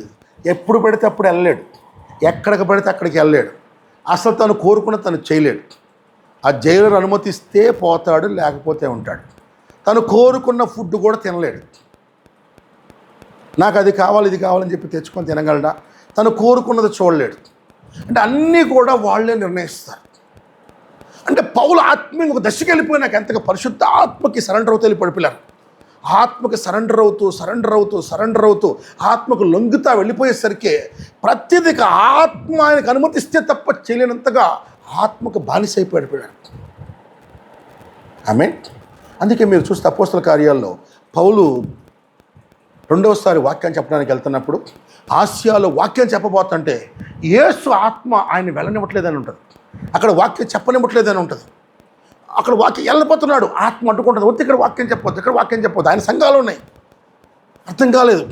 అప్పుడు కూర్చొని ప్రార్థన చేస్తే మాసిదోనియా దేశం రమ్ము అని చెప్పి ఒక వ్యక్తి దర్శనంలో కనపడతాడు. తెలుసు కదా అపోస్తల కార్యాలు. అంటే ఆయన ఇక్కడ వాక్యం చెప్దాం అనుకుంటాడు, ఆత్మ అక్కడ పంపిద్దాం అనుకుంటాడు. సో ఇది ఆత్మకి సరెండర్ అయిపోయిన దశ. ఆమేన్. ఆత్మ చిత్తానికి సరెండర్ అవ్వటం, ఆత్మ చేత నడిపించబడటం, ఆత్మ చిత్తం లేకుండా చేయలేకపోవటం. అందుకే దేవుని ఆత్మను పొందిన తర్వాత ఎదిగే దశలో ఆత్మను దుఃఖపరచొద్దు అని అంటాడు. మనం చాలాసార్లు దుఃఖపరుస్తాం తెలియకుండా, పొందిన వాళ్ళందరూ కూడా. నేను ఒకసారి వెళ్ళిపోయిన తర్వాత, నువ్వు ఎక్కడ చర్చికి వెళ్ళవద్దు, అక్కడికి వెళ్ళని చెప్పి దేవుడు చెప్పాడు. కానీ ఈయన నాకు బాగా ప్లేండు. ఆయనకు వచ్చి మనల్ని అంతకుముందు కొన్నిసార్లు మాటల్లో కొంచెం గాయపరిచాడు ఆ పాస్టర్. కానీ దేవుడు కళ్ళలోకి వచ్చి మరి ఈయన దగ్గరికి వెళ్ళదు, నిన్ను గాయపరిచిన ఆయన దగ్గరికే వెళ్ళు, నీకు బెయిల్ జరిగిద్దని చెప్పాడు. కానీ ఈయన ఫ్రెండు, అక్కడికి వెళ్తే ఈయన బాధపడతాడు. ఇప్పుడు దేవుడు చిత్తాన్ని చేసి అక్కడికి వెళ్ళాలా, ఈయన బాధ పెట్టాలా? సర్లే ఏదైతే ఏమైంది, ఇద్దరు సేవకులే కదా అని నేను రాజీ పడి మన ఫ్రెండ్ దగ్గరికి వెళ్ళాను. చాలా కాలం వెళ్ళాను, పెద్ద గ్రోత్ ఏమి రాలేదు. తర్వాత ఆ సంఘం కూడా ఎదగలేదు, చాలా నష్టపోయాను. చాలా బాధపడ్డాను తర్వాత జీవితంలో. ప్రభువా, అక్కడికి వెళ్ళి ఉంటే బాగుండేది కదా, అక్కడికి వెళ్ళి ఉంటే బాగుండేది కదా, అక్కడికి వెళ్ళి ఉంటే బాగుండేది కదా అని. పౌలు ఎలా ఉన్నాడంటే, మనుషుల మెప్పు కోసమైనా, మనుషుల రాజీ కోసమైనా, దేనికోసం కూడా ఆత్మ చెప్పాడు అంటే ఎంతమంది బాధపడ్డా పర్లేదు. ఆయన ఒక ఎద్దుకి ముక్కుకి తాడేయబడ్డట్టుగా పరిశుద్ధాత్మతో తాడేయబడ్డాడు పిల్లలు. ప్రతి విషయంలో దేవుని చిత్తాన్ని కనిపెట్టడం. అద్భుతమైన విషయం ఏంటంటే, పౌలుకి పరిశుద్ధాత్మ ఆయన యొక్క యాంబిషన్స్ మొత్తాన్ని మార్చేశాడండి. ఆయన ప్రారంభంలోనే యాంబిషన్ అంటే నేను పలానా ఇది కావాలి, ఇది కావాలి, ఇది చేయాలి, ఇది చేయాలని. పరిశుద్ధాత్మకు సరెండర్ అయిపోయినాక ఆయన సొంత ఉద్దేశాలు, లక్ష్యాలు మొత్తాన్ని గల్లం చేసి పడేశాడంట. సేవకుడైనా కూడా నేను అంత పెద్ద దాన్ని వదిలిపెట్టి వచ్చాను కాబట్టి ఇప్పుడు నాకు ఇన్ని సంఘాలు కావాలి, ఇంత పెద్ద పేరు అవ్వాలి, నేను ఇక్కడ కూడా గొప్పవాడిని అవ్వాలని ఒక గురి కలిగాడట. కానీ పరిశుద్ధాత్మ వచ్చి నువ్వు ఇవన్నీ కోల్పోతేనే నేను నిన్ను వాడుకుంటాను. ఎందుకంటే మనిషి ఒక గొప్ప త్యాగం చేసి రాగానే మళ్ళీ తిరిగి గౌరవాన్ని పొందుకోవాలని ఏమనుకుంటాడంటే, తొందరగా తను సక్సెస్ అయ్యి గొప్పవాడిని అవ్వాలనుకుంటాడు. కానీ దేవుడు నడిపించే విధానం ఎలా ఉంటుందంటే, ఆ వ్యక్తిని ఎంతగానో దేవుడు నలుపుతూ మలుపుతూ అనేక పరిస్థితుల ద్వారా తీసుకెళ్తూ ముందుకు తీసుకెళ్తాడు. అది దేవుడు కోరుకున్నది. నిన్ను నలపాలి, ఆత్మకు నిన్ను లోపరచాలి, ఆత్మ నాయకత్వానికి లోపరచాలి. అది దేవుని ప్రణాళిక. ఆమేన్. పౌలు ఆత్మకు లోపట్టు నేర్చుకున్నాడు పిల్లల. నువ్వు ఆత్మకు లోపట్టు నేర్చుకుంటే ఆత్మ లోపల నుంచి నీతో మాట్లాడతాడు. నువ్వు ఎక్కడికి వెళ్ళాలి, ఏం చేయాలి, ఎలా ఉండాలి, అన్నీ లోపల నుంచి ఆత్మ నీతో మాట్లాడతాడు. ఆత్మలోకి వెళ్ళి ప్రార్థన చేయటం, ఆత్మలోకి వెళ్ళి ఆనందించడం, ఆత్మలోకి వెళ్ళి సంతోషించడం నేర్చుకుంటావు.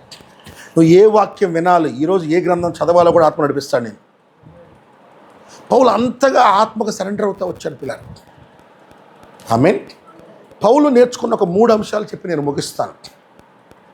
పౌలు తన ఉద్దేశాలని, లక్ష్యాలని మొత్తాన్ని దేవుని ఆత్మకు సరెండర్ చేశాడని పిల్లలు. మొదటిది, తన కోరిక, తన యాంబిషన్, తను సాధించాలనుకున్న లక్ష్యాలని దేవుని ఆత్మకు సరెండర్ చేశాడు. నేనేవుదాం అనుకున్నావు కానీ ప్రభువా, నువ్వు నన్ను ఏం చేద్దాం అనుకున్నావు అది తీసుకెళ్ళి చాలు. 2, దేవుని ఆత్మ ఆయనకి వెయిటింగ్ నేర్పించాడంట. దేవుని దగ్గర వెయిటింగ్. ఎందుకంటే దేవుడు నీకు శక్తినిచ్చినాక కూడా నేను టెస్ట్ చేస్తాడు. వెంటనే శక్తితో నువ్వు ఏమైనా చేస్తావా, ఎలా చేస్తావు, లేకపోతే దేవుడి చిత్తం కొరకు కనిపెడతావా. ఆమేన్. దేవుని దగ్గర కనిపెట్టడం. నేను ఉదాహరణ చెప్పాను. అక్కడ మనకి ఇప్పుడు సంఘంలో సమస్య వచ్చింది. చాలామంది అంటారు, బ్రదర్ అది చేయండి, ఇది చేయండి, ఇది చేయండి అని. నాకు తెలుసు మనుషుల ఆలోచనలో ఎలా ఫాలో అయితే ఎలా ఉంటుందో, దేవుడి ఆలోచన ఫాలో అయితే ఎలా ఉంటుంది. ఫస్ట్ చర్చి కడదాం అనుకున్నప్పుడు కూడా రకరకాల శోధనలు, రకరకాల ఆలోచనలు వచ్చినాయి. దేవుడు ఏం చెప్తాడో చెప్పుకునేంత వరకు కనుక్కున్నాం. దేవుడు ఒక పలానా స్థలము, ఒక ద్వారా వచ్చింది, పలానా చోట ఇట్లా కట్టబడదని చెప్పినప్పుడు దేవుడు చెప్పాడు కాబట్టి అక్కడ ఎవరిని అడగలేదు.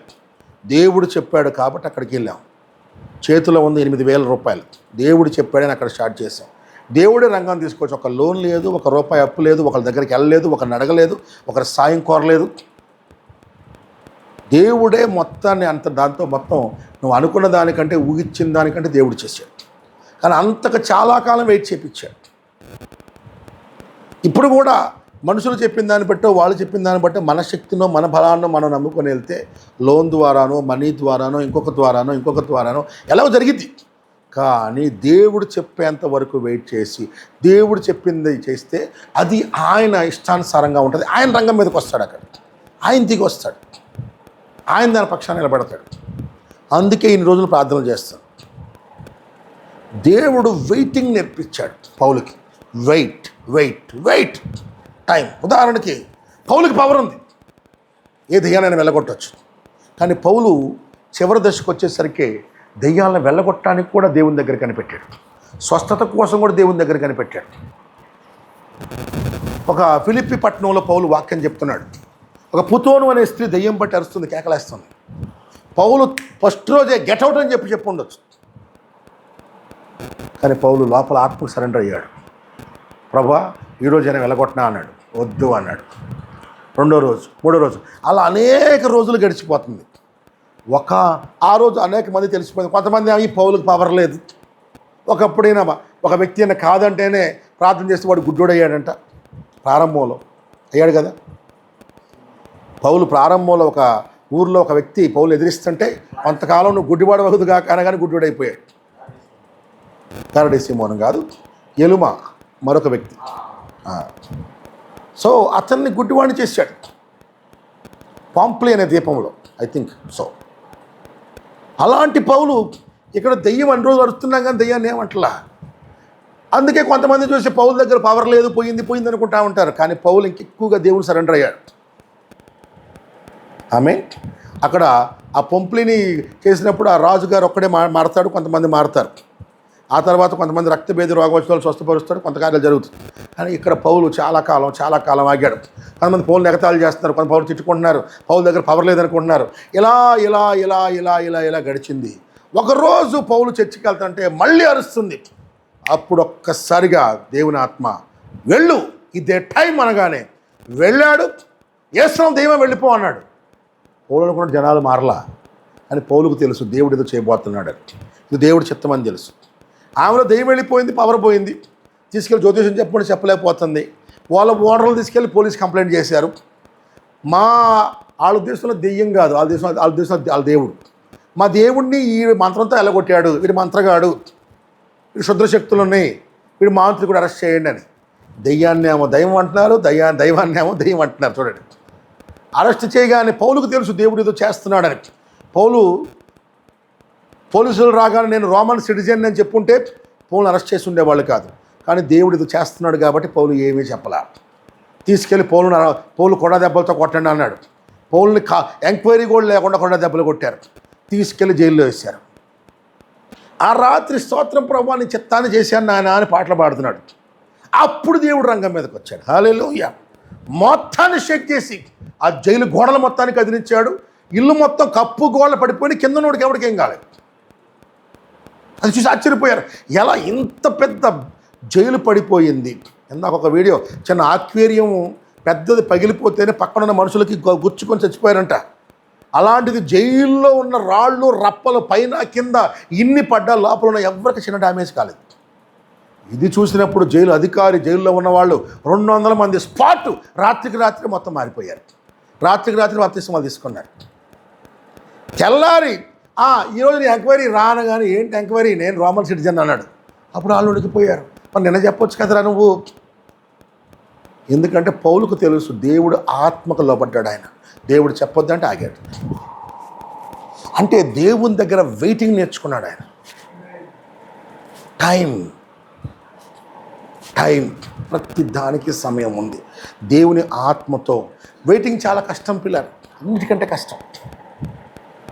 అన్నిటికంటే కష్టం. అబ్రహాముని పిలిచినప్పుడే 25 ఏళ్ళు వెయిటింగ్ నేర్పించాడు. దావీదుని పిలిచినప్పుడు 13 ఏళ్ళు వెయిటింగ్ నేర్పించాడు. పౌలుని పిలిచి 14 ఏళ్ళు వెయిటింగ్ నేర్పించాడు దేవుడు. ఒక క్రైస్తవునికి కావాల్సింది చాలా దేవుని దగ్గర కనిపెట్టుకోవడం, తొందరపడక, ఫ్రస్ట్రేషన్ కాక, ఏ సమస్యను రాని వెయిట్ ఆన్ ద లార్డ్. చాలా కష్టం అది. కొందరు పురుకులుపుతూ ఉంటారు, కొందరు ఎమోషన్తో మాట్లాడుతుంటారు, కొందరు రెచ్చగొడుతుంటారు, కొందరు నిన్ను దూషిస్తూ ఉంటారు. వెయిట్ చేయడం చాలా టఫ్. నీకు పవర్ ఉండి కూడా వెయిట్ చేయడం చాలా టఫ్. పౌలుకి దెయ్యాల మీద శక్తికి అధికారం దేవుడే ఇచ్చాడు, ప్రతి సేవకునికి దేవుడే ఇచ్చాడు. వాళ్ళు అనేక చేస్తున్నాడు, అయినా కానీ వెయిటింగ్ నేర్చుకున్నాడు. ఆమేన్, హల్లెలూయా. చాలా అద్భుతంగా పౌలు జీవితంలో దేవుని దగ్గర కనిపెట్టడం, దేవుని దగ్గర వెయిట్ చేయడం నేర్చుకున్నాడు పిల్లలు. ఆమేన్, హల్లెలూయా. తర్వాత ఆయన ఆత్మకు బందీ అయిపోయాడు. ఈ become a prisoner to spirit. అది పౌలుని గొప్పవాడిని చేసింది. ఆమేన్, హల్లెలూయా. ఇక్కడ కొన్ని విషయాలు చెప్పి నేను ముగిస్తాను. అది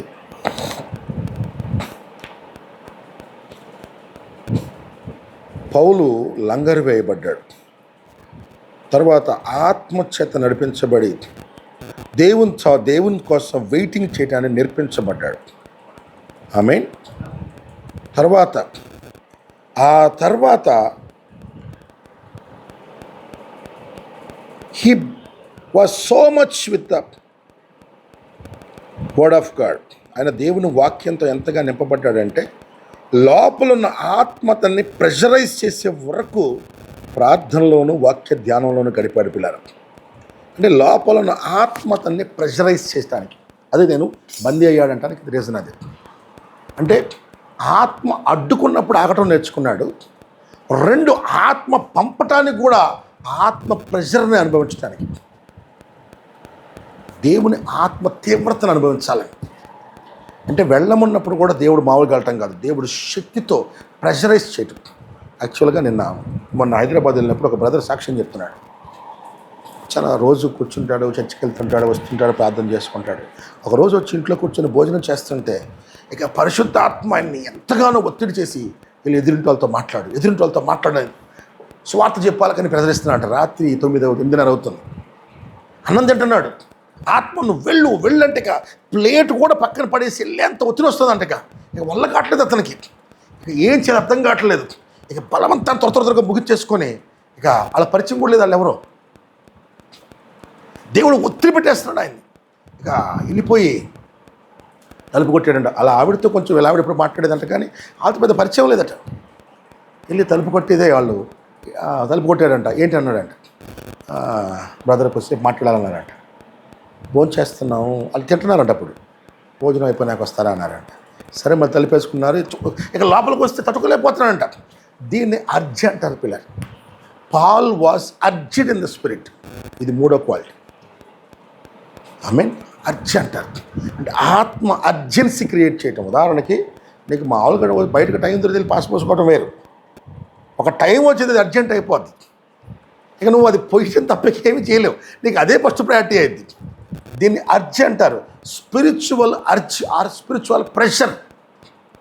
you are so much with the pressure of the spirit. ఆత్మ యొక్క ప్రెషర్ని ఆయన అనుభవించడం అలవాటు చేసుకున్నాడట. ఇక అప్పుడు నువ్వు ఏమీ చేయలేవు. ఆ స్పిరిట్ ప్రెషర్ వచ్చినప్పుడు ఇక అతను ఇక వల్ల కావట్లేదంట. ఇక వాళ్ళు ఎప్పుడెప్పుడు తలుపు తీస్తారా అని చెప్పి లోపల కూర్చొని ప్రార్థన చేసుకుంటా, స్తోత్రం ప్రభువా, హల్లెలూయా హల్లెలూయా హల్లెలూయా హల్లెలూయా హల్లెలూయా అనుకొని ఏదో మొత్తానికి ఎత్తగా వెయిట్ చేస్తున్నాడు. కొద్దిసేపు చూసిన తర్వాత తలుపు తీశారంట. భోజనం అయిపోయిందని వాళ్ళు తలుపు తీశారు. వెంటనే అర్థమైపోయింది, వెళ్ళిపోయి వాళ్ళ ఇంట్లో కూర్చున్నాడంట. వెళ్ళిపోయి బ్రదర్ కొంచెం వాక్యం మాట్లాడదాం అనుకున్నాను ఎందుకో మీతో అన్నాడంట. మాట్లాడే బ్రదర్ అని చెప్పారంట. మేము కూడా చర్చికి వెళ్తాం అది ఇదే. అవునా అని కూర్చొని ఇక అక్కడి నుంచి ఒక పావు గంట అలాగ చెప్పేసి వద్దాం అనుకున్నాడు. కానీ లోనకి వెళ్ళిపోతే పావు దక్కు 12 పిల్లలు. దేవుడు భారమంతా తీరిపోయింది, లోడిపోయింది, అమ్మయ్య అనుకుని వచ్చాడంట. ఇది స్పిరిచువల్ ప్రెషరైజింగ్ అంటారు. మామూలుగా చేయటం వేరు, ప్రెషర్తో చేయడం అలవాటు చేసుకున్నాడంట. ఆమేన్, హల్లెలూయా. దేవుడు పర్మిషన్ కోసం వెయిట్ చేయడం నేర్చుకున్నాడు. దేవుడు ప్రెషరైజ్ చేసేంత వరకు కూడా వెయిట్ చేశాడు. ప్రెషరైజ్ చేసేంత వరకు కనిపెట్టాడు. పర్మిషన్ కోసం వెయిటింగ్ వేరు, ప్రెషర్ కోసం వెయిటింగ్ వేరు. నీకు పర్మిషన్ వచ్చినా కూడా ప్రెషరైజింగ్ స్పిరిట్తో. ఇది పౌలు నేర్చుకున్నటువంటిది. ఫస్ట్ తన మైండ్ యాంబిషన్స్ సరెండర్ చేయడం నేర్చుకున్నాడట. తర్వాత దేవుడు పర్మిషన్ ఇవ్వడానికి వెయిటింగ్ నేర్చుకున్నాడట. 3 pressurising the spirit. ఆత్మలో తీవ్రత అనే దానికి అలవాటు చేసుకున్నాడు పిల్లలు. దాన్ని అదేమంటాడు, ఆత్మలో తీవ్రత గలవారే అంటాడు. దీని కొరకు ఎక్కువ బైబిల్ చదవటం కానీ ప్రార్థించటం కానీ. ఆమేన్. పౌలు సువార్త పక్షమున నేను వాదించడానికి నిలబడ్డానంటాడు. ఫిలిప్పీ పత్రికలో, చివరి రాసిన పత్రికలో. వాదించడం అంటే వ్యర్థంగా డిబేట్లు కాదు. ఎదుటోడు సత్యాన్ని వక్రీకరిస్తున్నప్పుడు ఓర్చుకోలేక ఇది సత్యము అని బలంగా నిలబట్టడం పిల్లలు. వాళ్ళు వచ్చి తత్వంలో దేవుడు అంటే దేవుడు 3 కాదు ఒక్కడని బలంగా నిలబట్టడం. వాళ్ళు వచ్చి స్త్రీ బోధించవచ్చు అంటే స్త్రీ బోధించకూడదని నిలబడటం. సువార్త పక్షాన డిఫెన్స్ చేయటం కూడా విశ్వాసులుగా మనకు దేవుడు ఆత్మ పెట్టే కార్యం అది. ఆమేన్. వాళ్ళందరూ ఎలా పడతారో బాప్తిస్వం వచ్చి అంటే లేదు, బైబిల్లో దేవుడు ఒక్కటే, విశ్వాసం ఒక్కటే, బాప్తిస్వం ఒక్కటే, అది ప్రభు అయిన యేసుక్రీస్తు నామములోని బైబిల్లో ఇవ్వబడింది. తండ్రి కుమారుని ఎక్కడ ఇచ్చినట్లే తీసుకున్నట్లేదు. ఈ సంఘాలన్నీ తండ్రి కుమారులోనే ఇస్తాయి, అన్ని సంఘాలు, ఎక్కడో కొన్ని సంఘాలు తప్ప. అందరూ తండ్రి కుమారు, ఎందుకంటే 3 దేవుడు నమ్ముతారు కనుక ఎక్కడ కూడా యేసుక్రీస్తు బాప్తిస్వం ఎవరో ఒకరిద్దరు తప్ప. అందరూ బల్లారాధన ఇచ్చేది పగలే. బైబిల్ ప్రభు రాత్రి భోజనము అది పస్కా కట్టడా, పగలిచ్చిన మాట శాపగ్రస్తులు ఉన్నాయి కూడా పగలే ఇస్తారు వీళ్ళు. దాంతో బల్లలో రొట్టె ద్రాక్షరసమే ఇస్తారు. దేవుడు ఏం చేశాడు, రొట్టె ద్రాక్షరసం మరియు పాదాలు కడిగి ప్రభువును బోధకుండైన నేనే కడిగితే మీరు ఒకరినొకరు కడగాల్సిందే అన్నారు. ఇది అవసరం లేదు సార్, వీలు కాదు సార్. దేవుడు కూడా చెప్పొచ్చు కదా మీరు చేయండి అని. ఆయన ఎందుకు చేసి మరి చూపిస్తున్నాడు. నేనే చేశానంటే మీరు చేయవలసిందని ఆజ్ఞించాడని రాయబడింది. అది బైబిల్లో దేవుడు మనుషులు పెట్టడం కట్టడానికి చాలా బలంగా పాటిస్తారు. పెట్టిని పక్కన పెట్టేస్తారు. చర్చిలోకి రాగానే ఎలాంటి ఆడవాళ్ళైనా ముందు వాడు ఎప్పుడు ఎలా ఉన్నా లేకపోయినా కొంగు తీసి పైన వేసుకుంటారు. అది ఎక్కడో బైబిల్లో ఎక్కడా లేదు. బైబిల్ లేని దానికి చాలా ఇంపార్టెన్స్. చర్చిలోకి రాగానే కొంగు. అసలు బయట చెంగు గురించి ఎక్కడుందంటే తెలియదు. దాని గురించి ఎందుకు తెలియదు. చర్చికి వచ్చాం కొంగు వేసుకోవాలి. ఎక్కడుంది? హిందువుల గుళ్ళో ఉంటుంది, జైనుల గుళ్ళో ఉంటుంది. బైబిల్లో ఎక్కడ లేదు. బైబిల్లో ఒక్క చోటే పైట చెంగు గురించి రాయబడింది. కానీ ఈ పైట చెంగు కాదు, రాయబడిన తల వెంట్రుకల గురించి రాయబడింది. 1 కొరింథీ 11వ అధ్యాయంలో మీరు చూస్తే మొదటి వచనం నుంచి ఇక్కడ పౌలు ఏమంటాడు? స్త్రీ ముసుగు లేకుండా ప్రార్థించినా ప్రవచించినా దేవుడు వినడు అంటున్నాడు. అదే పురుషుడు గనక ముసుగు వేసుకొని ప్రార్థన చేస్తే అతని ప్రార్థనను వింటాడు.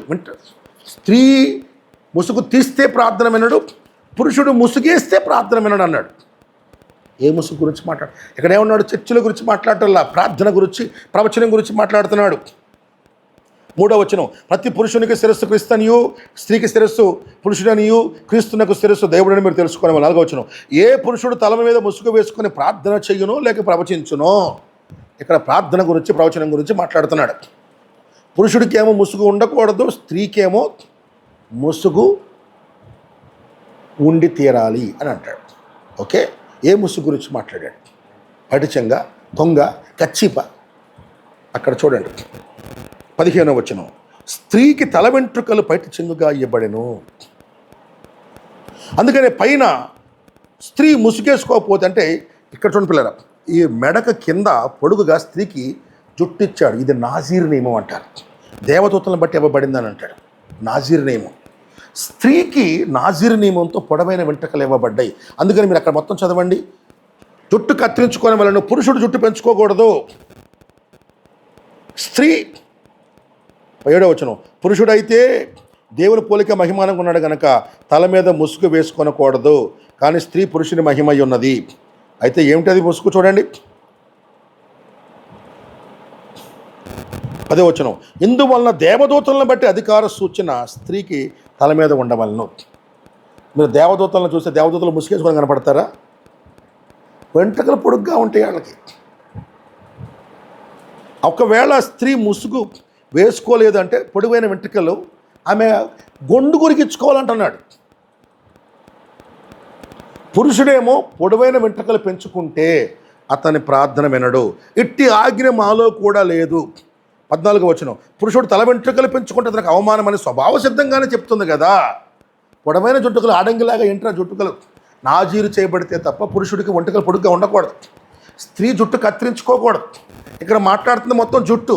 అక్కడ ఒక్క మాట, స్త్రీకి పైట చెంగు ఉండాలి, లేకపోతే కర్చీఫ్ ముక్కైనా ఉండాలి, లేకపోతే గుడ్డైనా ఉండాలి, ఎక్కడైనా ఉందా? ఎవరు స్టార్ట్ చేశారు? రోమన్ క్యాథలిక్ వాళ్ళు స్టార్ట్ చేశారు. అందుకని రోమన్ క్యాథలిక్ వాళ్ళు అమ్మగారులకి తల కట్టేస్తారు పూర్తిగా. ఇంకా ఎందుకంటే అది ఉంటేనే ప్రార్థన వింటాడని నమ్మకం. ఆడవాళ్ళు బాత్రూంలో ఉన్నారు, సడన్గా ఏదో అపాయం జరగబోతుంది, అయ్యో గుడ్డ ఎక్కడైనా గుడ్డ ఎత్తుకుంటారా? ప్రార్థన మామూలుగా చేస్తారా? ప్రార్థన గురించి చెప్పబడింది అక్కడ. ఆలయంలోకి వచ్చినప్పుడు కూర్చోవడం గురించి ఎక్కడ చెప్పబడలా. బైబిల్ మొత్తంలో పైట చెంగు గురించి మాట్లాడింది ఇక్కడే. దేని గురించి? పొడవైన వెంట్రుకలు ఉంటేనే నీ ప్రార్థన వింటాడు ఆ స్త్రీకి. పురుషుడు పొడుగైన వెంట్రుకలు పెంచుకుంటే అతని ప్రార్థన కానీ ప్రవచనం కానీ దేవుడు స్వీకరించడం రాయబడింది. దీన్ని పట్టుకొని చర్చిలోకి వచ్చి అసలు లేని దానికి ఇంపార్టెన్స్ చాలా ఉంది. చెప్పుడే తీసేసి చాలా. అసలు ఆడవాళ్ళు బోధించొద్దు అన్నారు. వీళ్ళు స్టేజ్కి ప్రసంగాలు చేస్తారు, మళ్ళీ తలకోకుంట. అసలు ఏది ముఖ్యం? స్త్రీ బోధించొద్దు అన్నది ముఖ్యమా? ఏది ముఖ్యం? ఇంకేమన్నంటే రెబెకా ముసుగేసుకుంది కదండి అంటారు. ఎంత దారుణం పిల్లరా! ఇస్సాకును చూసినప్పుడు రెబెకా తల మీద ముసుగేసుకుందా, ముఖానికి ముసుగేసుకుందా? ముఖానికి వేసుకుంది. అందుకే పెళ్ళికి వెళ్ళినప్పుడు వీల్ అని రాయబడింది అన్న, VIL వీల్. అందుకే క్రైస్తవ పెళ్ళి ఏం చేస్తారు? ముఖానికి వీలు వేస్తారు. ఎందుకంటే మా తల్లి రెబెకా ఇస్సాకును చూడగానే వేసుకుంది, మేము కూడా వేసుకుంటున్నామని. అది లేని దానికి ప్రాముఖ్యత ఎక్కువ. ఎందుకంటే మన దేశంలో హిందూ కల్చర్ ఉంది కనుక. చూడండి, ఇండియన్ ట్రెడిషన్లో గుళ్ళోకి వెళ్ళినప్పుడు అది వేసుకోవటం, లేకపోతే అది ఇండియన్ సాంప్రదాయం, బైబిల్ సాంప్రదాయం ఏం కాదు. యూరప్ దేశాల్లో, క్రిస్టియన్ దేశాలు అక్కడి నుంచి సువార్త వచ్చింది, అక్కడెక్కడేమి ఉండదు, మామూలుగానే ఉంటారు. ఒక రోమన్ క్యాథలిక్ వాళ్ళు మాత్రమే ఇది కట్టుకుంటారు. ఇండియన్ ట్రెడిషన్ అలవాటు చేసిన ఇండియన్ క్రైస్తవులు దాని క్రైస్తవం తీసుకొచ్చారు, అంతే తప్ప అది బైబిల్ది కాదు. అక్కడ బైబిల్ మిగిలిన ఎక్కడా లేదు. చూడండి, ఒకవేళ నువ్వు వ్యక్తిగతంగా నీ ఇష్టానుసారంగా వేసుకుని అది వేరే విషయం, కానీ దాన్ని ఒక రూల్ చేసి అమ్మ ముసుగే లేదు చర్చిలో ముసుగే లేదు. దేవుడు ప్రార్థన గురించి మాట్లాడు, చర్చిల గురించి కూడా మాట్లాడాలి. అసలు నిజానికి లేని దానికి ప్రాముఖ్యత ఎక్కువ. చేయమని చెప్పింది ఉంది దేవుడు, చేసి చూపించింది కూడా ఉంది. పాదాలు కడగాల్సిందే ప్రభురాత్రి భోజనప్పుడు అన్నాడు, దాన్ని చేయరు. You have to defence the gospel. Amen, hallelujah. రెవరెండ్లు, బిషప్లు పెట్టుకోవద్దని ఉంది. నీకోలాయితీలను ద్వేషిస్తున్నాడు. నీకోలాయితీ అంటే సేవకులను ట్రాన్స్ఫర్ చేయటం. అదే నేను ద్వేషిస్తున్నాను అన్నాడు, కానీ నీళ్ళు చేస్తూ ఉంటారు. మళ్ళీ 5 ఏళ్ళకు ఒక పాస్టర్, 3 ఏళ్ళకు ఒక పాస్టర్, మళ్ళీ సత్యాన్ని ద్వేషిస్తారు.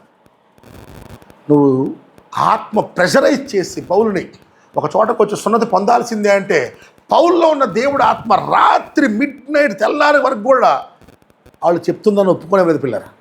వారికి ఒక క్షణమైనా లోబట్టకు మేము ఒప్పుకోలేకపోయామన్నాడు. ఎందుకంటే ఆయన కాదు, లోపల వస్తున్న ఆత్మ ఒత్తిడి. అది పౌలు ఆత్మ ఒత్తిడికి, తీవ్రతకి అలవాటు పడ్డాడు పిల్లలు. ఆమేన్. Spiritual pressure.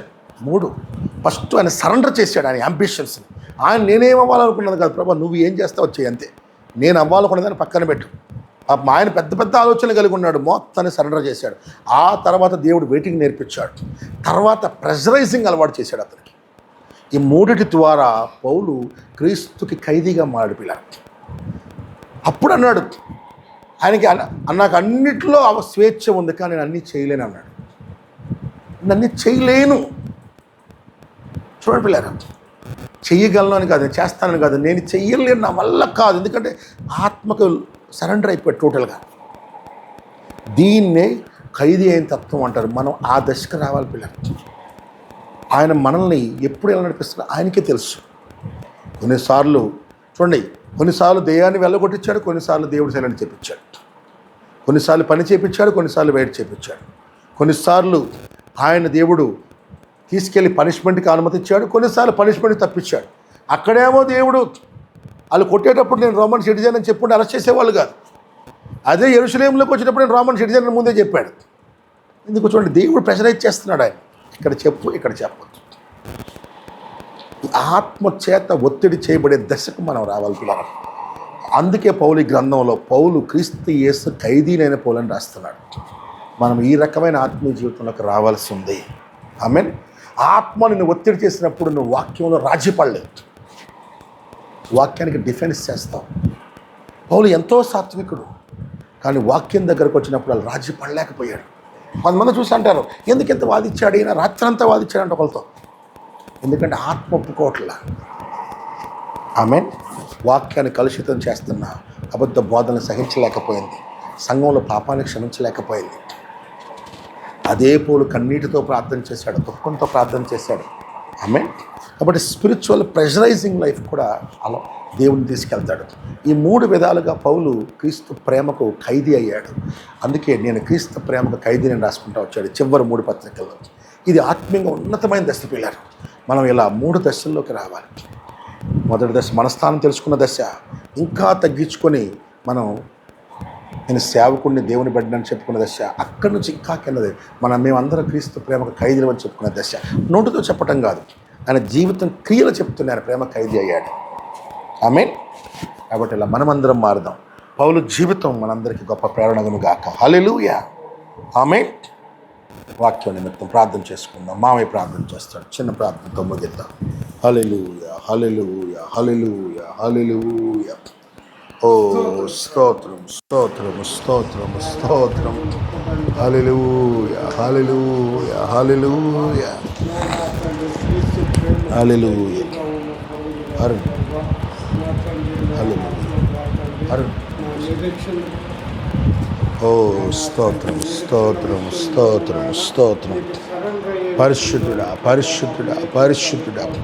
ఓ స్తోత్రం స్తోత్రం స్తోత్రం స్తోత్రం. హల్లెలూయా. yes lord, yes lord. ఓ స్తోత్రం స్తోత్రం స్తోత్రం. yes lord, yes lord. ఓ పరిశుద్ధుడా పరిశుద్ధుడా పరిశుద్ధుడా. ఓ thank you Lord, thank you Lord, thank you Lord. ఓ స్తోత్రం స్తోత్రం స్తోత్రం. Yes Lord.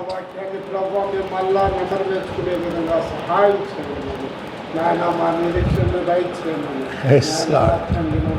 సరెండర్ అయ్యే విధంగా సహాయం చేయండి నాయన. తండ్రికి నాయన పౌరు క్రీస్తుకు ఖైదీ అయిన విధంగా మేము కూడా ఖైదీ అవ్వాలి దేవా. ఖైదీ yes lord. Hallelujah hallelujah. Yes ఆహారాన్ని బట్టి నీకే వందనాలు. Yes lord. మా ప్రభు అయిన యేసుక్రీస్తు నామములో ప్రార్థిస్తున్నాను. ఆమేన్ ఆమేన్. బ్రతుకుట నీ కోసమే, మరణమైతే నాకిక మేలు. బ్రతుకుట నీ కోసమే, మరణమైతే నాకిక మేలు. సిలువ వేయ పడినానయా, సిలువ వేయ నీవే నాలో జీవించుమయ్యా, నీవే నాలో జీవించుమయ్యా. యేసయ్యా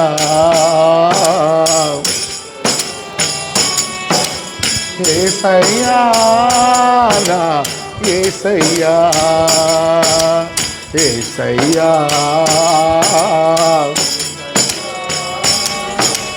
యేసయ్యా నా యేసయ్యా. బ్రతుకుట నీ కోసమే,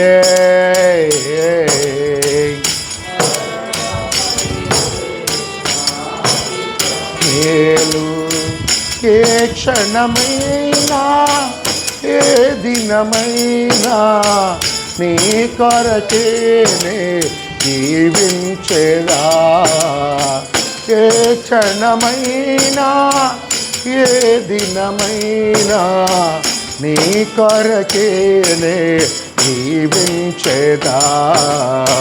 శ్రమలైనా శోధనలైనా ఇరుకులైనా ఇబ్బందులైనా, శ్రమలైనా శోధనలైనా ఇరుకులైనా ఇబ్బందులైనా, ఊపిరి ఉన్నంత వరకు నీ సేవలో సాగేదనయ్యా. ఊపిరి ఉన్నంత వరకు నీ సేవలో సాగేదనయ్యా, సేవలో సాగేదనయ్యా. యేసయ్యా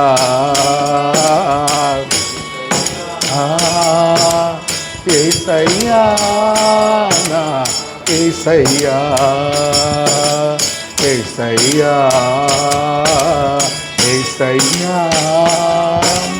యేసయ్యా నా యేసయ్యా. హల్లెలూయా. బానిస జీవితంలో తను తోడ నడుపుతూ శక్తి అయిపోయింది అనుకోండి, అయినా ఓనర్ వచ్చి కొట్టి వాళ్ళు మన ఎనర్జీ దీపుకొచ్చి పని చేపిస్తాడు. ఎందుకంటే ఒక ఫోర్స్ క్రియేట్ చేస్తారు వాళ్ళు. ఆమేన్. దేవుని ఆత్మ కూడా ప్రెషరైజ్ చేస్తున్నప్పుడు నిజానికి అతని మనసు చెప్తుంది ఇది టైం కాదు, ఇది ఏడాపాల కాదు, ఏళ్ళకూడదు అని. కానీ ఆత్మ ఒత్తిడి పెంచుతూ ఉంది ఆయన లోపల. శక్తికి మించి పురికొల్పటం. నిజానికి రోజంతా పనిచేసి వచ్చావు, అలసిపోయి వచ్చావు, ఇక ఇప్పుడు ప్రార్థన చేసుకునే టైం కాదు, పడుకొని దేహం చెప్తుంది. ఆత్మ ఒత్తిడి పెట్టి ప్రార్థనలో కూర్చోబెడుతుంది.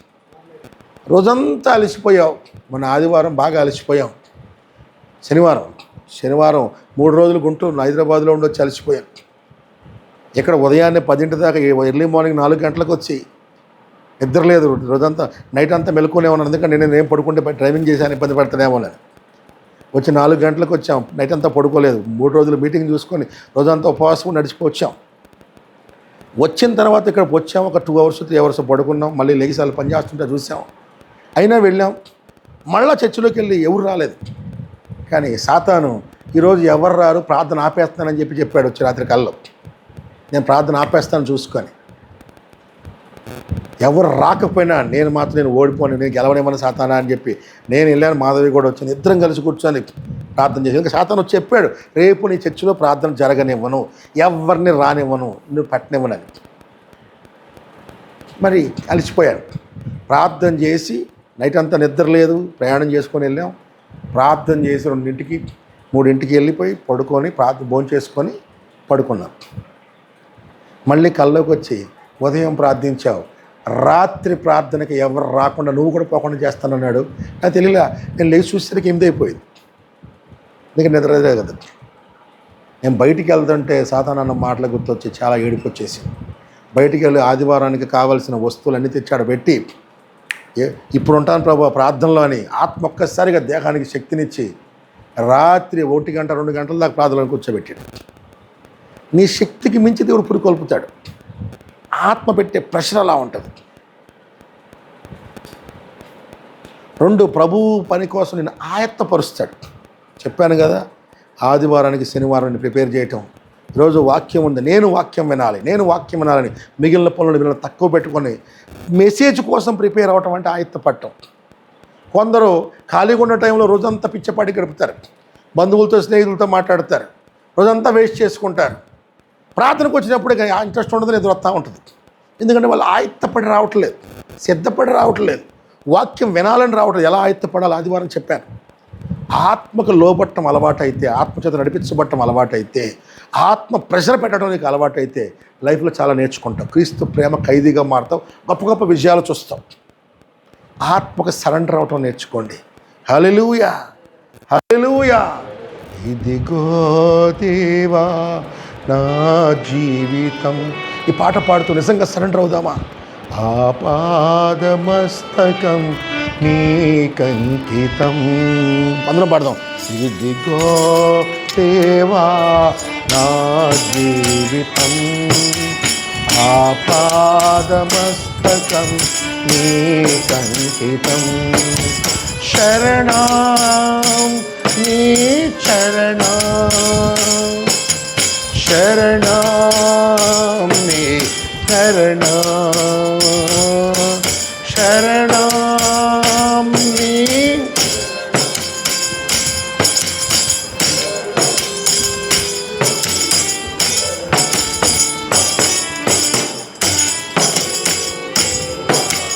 నా జీవితం ఆపాదమస్తకం నీకంకితం. ఇదిగో దేవా నా జీవితం, ఆపాదమస్తకం నీకంకితం. పలుమాలు వైదొలగినాను నీ పరలోక దర్శనము నుండి, విలువైన నీ దివ్య పిలుపుకు నే తగినట్లు జీవించనైతి. పలుమాలు పరలోక దర్శనము, విలువైన నీ దివ్య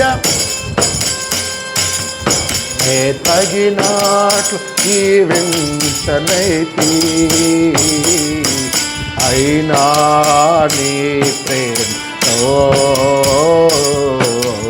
నన్ను దరి చేర్చినావు, అందుకే గైకొనుమా దేవా ఈ నా శేష జీవితం. అయినా నీ ప్రేమతో నన్ను దరి చేర్చినావు, అందుకే గైకొనుమా దేవా ఈ నా వితం శరణా నీ